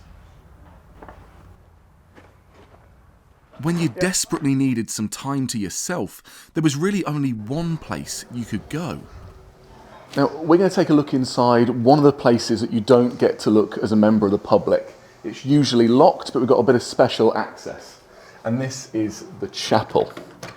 If you come inside, you can really see just how tiny this is. Think of the hundreds of crew on board this ship, and this is the one place you can get just that little bit of quiet, that little bit of solitude.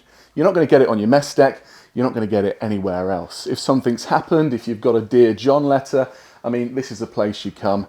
You make your peace with God, or whatever your religion is, and you sit and you gather your thoughts. It wasn't too long before Belfast was called into action again. Already on patrol in the Pacific, she was on the spot when the Korean War broke out in 1950.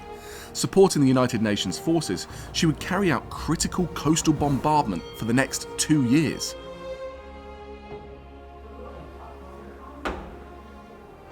I am here 48 steps down from the main deck in the belly of the beast of HMS Belfast. It's here that all the action happened. These are the shells it would have fired. So you think about its role during the Korean War, well, it would have been shells like this that it sent inland over those 14, 15 miles to try and hit the advancing North Korean army. It was these that were pivotal to halting their advance during the Korean War.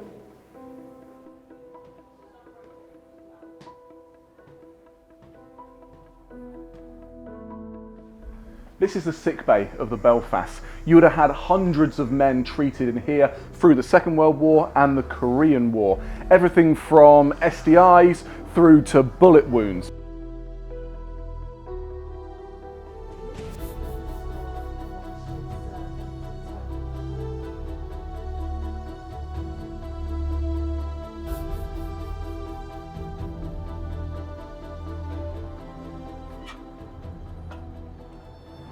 I've been granted access to come behind a restricted area of the ship. And the reason why is because a morbid bit of history happened down here. It was around this area that in 1952, during the Korean War, a steward called Lao So was in his bunk sleeping when a shell crashed into the side of the ship. It ruptured a steam pipe and he died as a result of those injuries. But the remarkable thing about that story is that he is the only person to have ever been killed in anger on this ship. In the mid-1950s, Belfast underwent a major refit. The world was changing and she had to keep up with the developing Cold War naval doctrine. Between 1959 and 1962, she was back on patrol in the Pacific, but this would be her final mission. HMS Belfast had a long career in the Royal Navy. It spanned 25 years from the 1930s to the 1960s, and a lot changed over that time. A lot changed in geopolitics, but a lot also changed in technology. If you look all around me, you've got these Cold War radars. All of this was about trying to hunt down communist submarines and to try and protect the West. These are legacies of that stalemate of global politics left here today.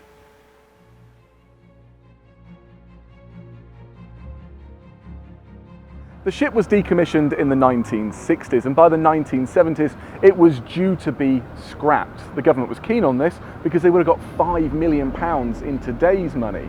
But what they didn't bargain with was that by that time, one of the ship's former captains, Morgan Giles, was now an MP, and he used his political power, his persuasion, to stave the ship from execution, get it placed here in the centre of London, amongst some of its greatest landmarks preserved for the nation. It's the largest surviving Royal Navy surface combatant of World War II, a priceless piece of Britain's heritage. And for those veterans who served on HMS Belfast, there's a special way to stay connected with the ship. This is the ship's bell. It's made out of silver and it was gifted by the people of Belfast for the ship of Belfast. But the secret remarkable thing about it is if you look inside, you can see it's inscribed with names. It goes from 2002 all the way back to 1949. Why? Well, if you've served on this ship, you can get your children or grandchildren christened on this ship. You take this, you turn it upside down, you fill it with holy water, and that is what the priest uses to bless them. Hope you've enjoyed the video. Please don't forget to listen to the History Hit Warfare podcast and subscribe to this channel for more tours like this one.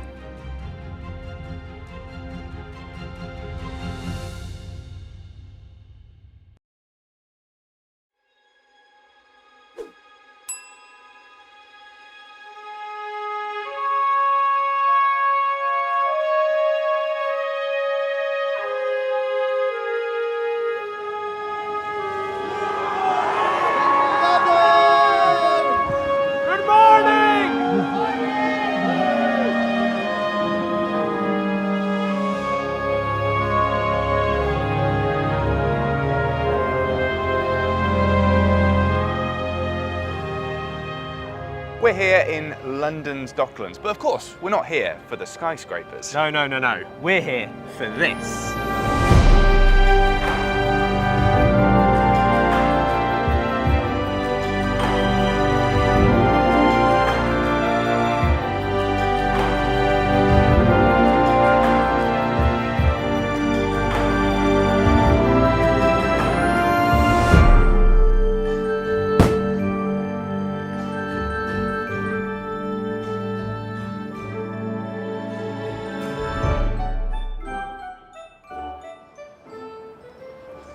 Now you'll probably know that we love a bit of maritime history on this channel. Absolutely. So when we heard that one of the world's most impressive ships was in London for just a few days, we had to check it out. Exactly. This is the Götheborg. It's a replica of an 18th century Swedish East India Company trading vessel, and it holds the title of the world's largest ocean-going wooden sailing ship.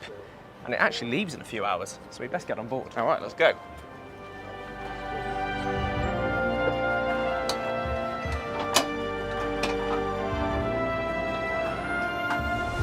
This. Wow, just in time for the muster. So before we start going, I would like to present the crew to you. The reconstructed Götheborg may be the largest wooden sailing ship in the world today, but in the early 18th century, the original was just one of many huge trading vessels on the high seas. Now, for a long period of time, exotic goods reached Sweden via the Silk Roads. However, in the 16th century, this all changed when the traditional land routes were eventually replaced by maritime transportation. The Swedish East India Company, situated in the port city of Gothenburg, was established in 1731 to conduct maritime trade with China and the Far East. In this respect, Sweden was relatively late to the party, the last of the prominent seafaring European nations to engage in the East India trade. Once it had secured a 15-year monopoly on all Swedish trade with the East Indies, the company traded mostly with China throughout the 18th century, completing 132 voyages with 37 ships, the Götheborg included. Swedish company ships would sell silver, acquired through the exchange of timber, copper and iron in Spain, for Chinese tea, silk and the much desired porcelain. The party would not last long, however. With increasing competition and the introduction of new rules and regulations regarding the imports of tea to England, the profits of the Swedish East India Company dwindled, and the risks of smuggling the commodity now outweighed the benefits. Now, despite the Swedish East India Company going bankrupt, the enormous profits clearly influenced Swedish history, and the footprints can be seen to this day. This ship is a clear example of how the company's legacy has endured.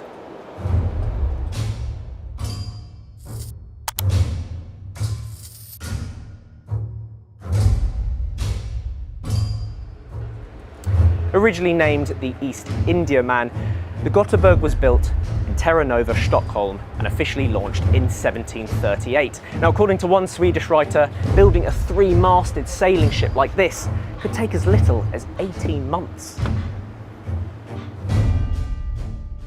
With a name clearly influenced by the establishment of the company in Gothenburg, the Swedish ship set sail on its maiden voyage in 1739, with a crew of 144, 30 cannon, and a whopping cargo capacity of 830 tons.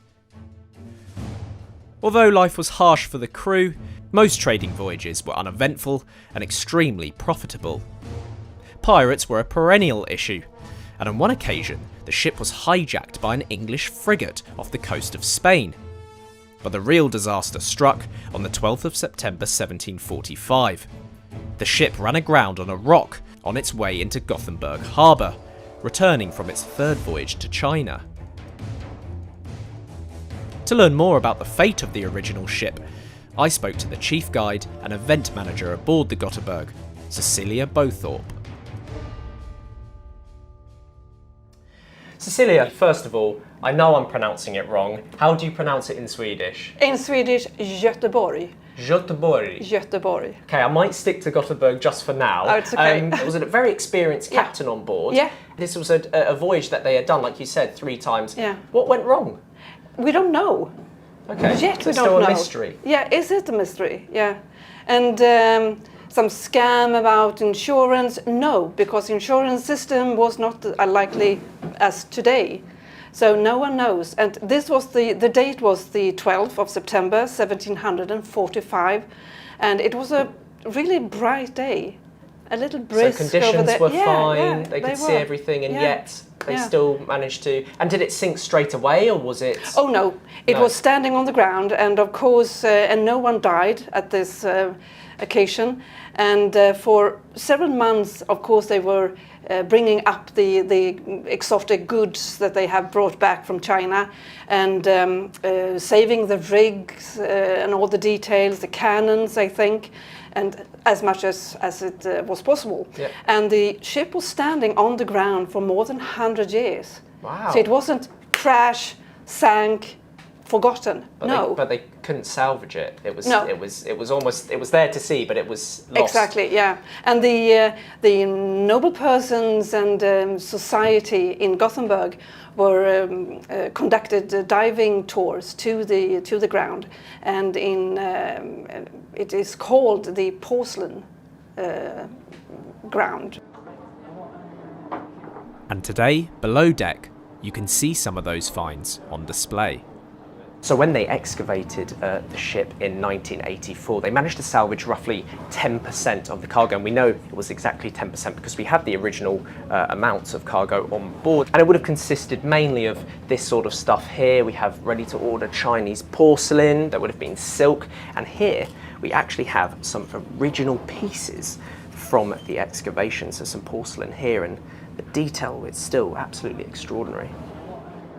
The ship was forgotten because on the west coast in Sweden the water is very salty, and in the water lives a worm that eats the wood. Oh, no. So it's merely nothing left of the original ship.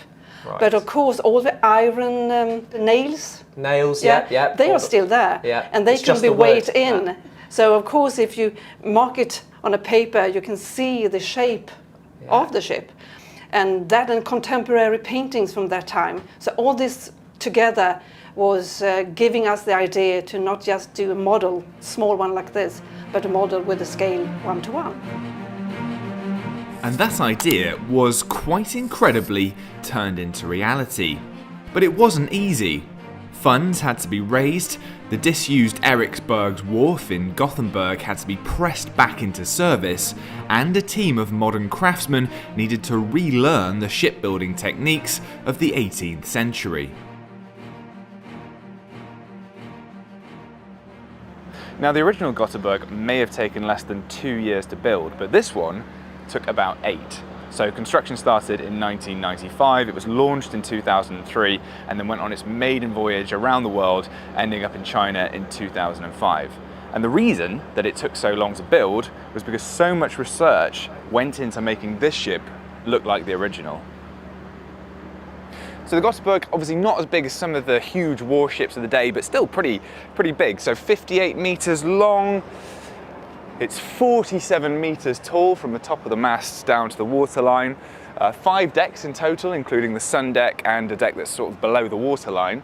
And it's serviced today by 70 to 80 crew, and 20 of them are professional. The rest are volunteers who kind of join the ship at the various ports that it stops at. Now, they also used 10 tons of hemp rope when building this ship, as well as almost 2,000 square meters of linen sail, and that was all made using 18th century techniques. And just like the 18th century, maintaining the ship's wood, rope and sails provides plenty of work. So Aurelion is the sail maker of the Götheborg, and can you just tell us a little bit about what you're doing? I mean, is this intense work? Are you having to repair a lot of this stuff? Yeah, exactly. My job is to repair sails and to repair and fix sails. I believe there's 2,000 square meters of sail on this ship, so that's quite a lot. And potentially, does it get torn and broken quite often if you're sailing on the ocean? They're not often broken. It's just the old sails. This one, for example, have 20 years old. 20 years old, okay. One trip to China, many trips in Europe. So, yeah. Below deck, you get a sense of how much thought must have gone into this epic reconstruction, and where a few compromises had to be made. Down here we get a really good view of the mainmast here, and you can see it's made of 18 different pine trees sort of twisted together. And the way it's fixed in position is these iron bars will be heated to 800 degrees. They'd expand, placed around the mast, and then cooled so they'd contract and hold this in place. Now, there isn't loads of headroom in the reconstruction of these decks, but they're not actually quite as low as the originals would have been. They're about 10 centimeters higher. Now, that's to comply with working regulations, but obviously people in the 18th century would have been a bit shorter than today. Okay, so we've come right to the front of the ship, to the bow. This is the modern carpenter's workshop here. You've also got the anchor chain, which will be pulled up using this lever. But kind of interestingly about this area, the toilets in the 18th century would have been here, right next to the bowsprit. So there'd have been a little opening to the open air there. You'd have gone out onto a platform, and that's where you'd have done your business. But also, every nook and cranny of the ship would have been used for storage. This was a trading vessel after all. And if we go down here, we're going to see that there's plenty more storage space, 2 more decks to go down beyond the waterline.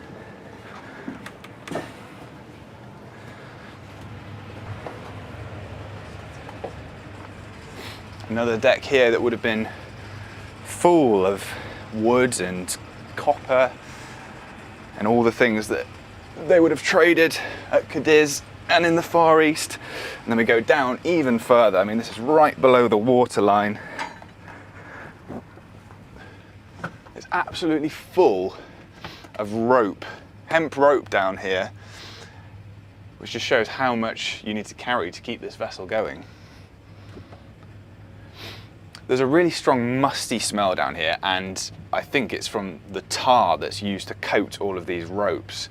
That's what they would have used on the original 18th century vessel. It's a really distinct smell, but basically it protects these ropes from fungus, and it's essential. But what I really wanted to know was what sailing this unique ship is actually like. I spoke to a man well acquainted with the challenges of working on an 18th century replica. What are the kind of key challenges of sailing a wooden ship today? I mean, you have some kind of modern appliances aboard. You have an engine, of course, to kind of, you know, to get you places. But what are the kind of key challenges of a wooden ship? I think one of our biggest challenges from the practical side is that modern harbors are not designed for sailing ships. So we do have to motor in and out. As a matter of safety, we have the engines. In addition, they would have had twice as many people on a ship like this back in the day. Labor was cheap, and wages were cheap. But now we do it with half the number of people, but it's still just as heavy. To use this stuff right, not too many people have the skills to work this kind of ship today, presumably. No, it's rather niche. One thing that's very iconic is the spritzels. In Swedish, we call it the blinda and the skuvblinda. You don't see that on modern ships so much anymore. But it's interesting because they're actually incredibly important to the balance of the ship and to be able to keep the rudder as straight as possible. If you have to counter any turning with the rudder, you create drag in the water and you go slower. So it's in our best interest to do our job right and trim all the sails evenly across the length of the vessel so we can steer as straight as possible and go as fast as possible. Our topsails are incredibly heavy.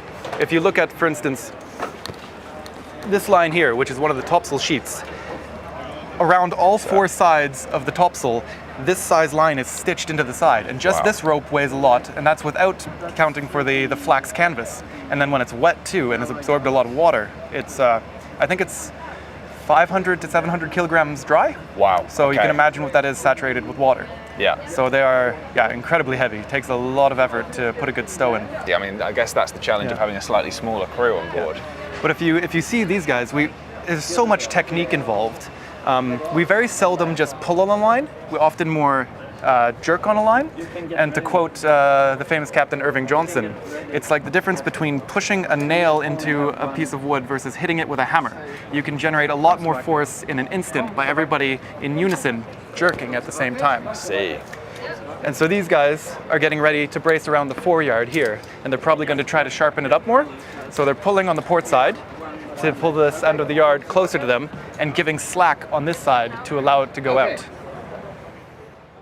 With the new volunteers working hard to ready the ship for departure, I thought I'd lend a hand.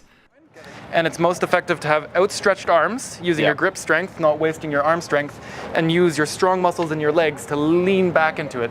Perfect. And keep a foot behind you in case it becomes slack very quickly, you don't land on your ass. Great. So this is like the anchor position in tug of war, right? All aboard.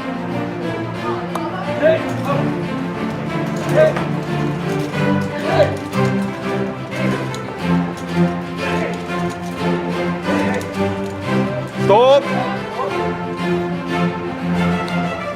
Ursäkta? I think it worked.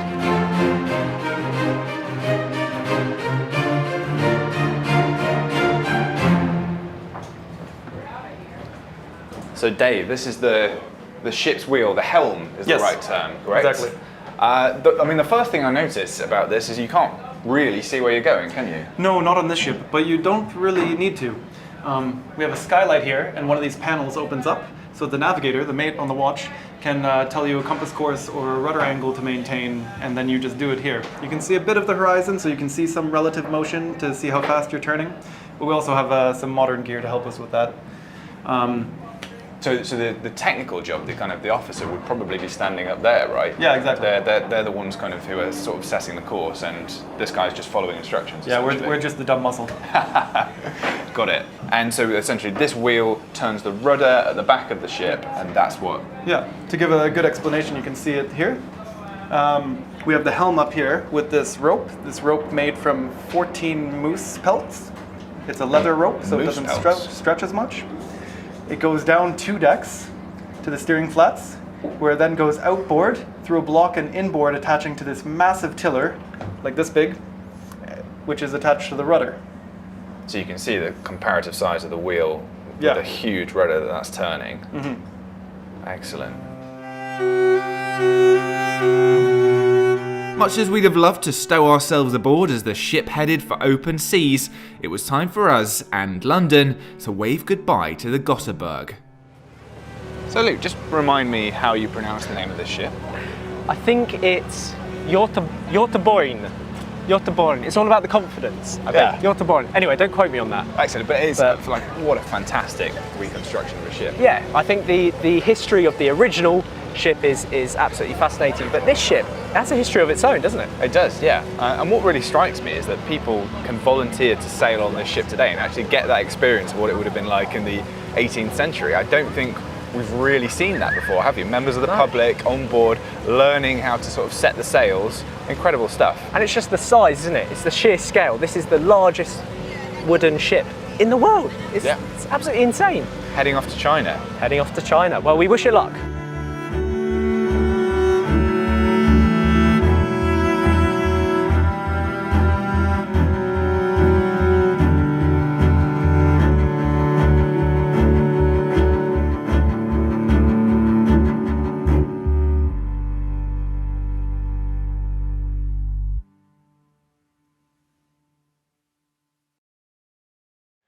Thanks for watching this video on the History Hit YouTube channel. You can subscribe right here to make sure you don't miss any of our great films that are coming out. Or if you are a true history fan, check out our special dedicated history channel, historyhit.tv. You're going to love it.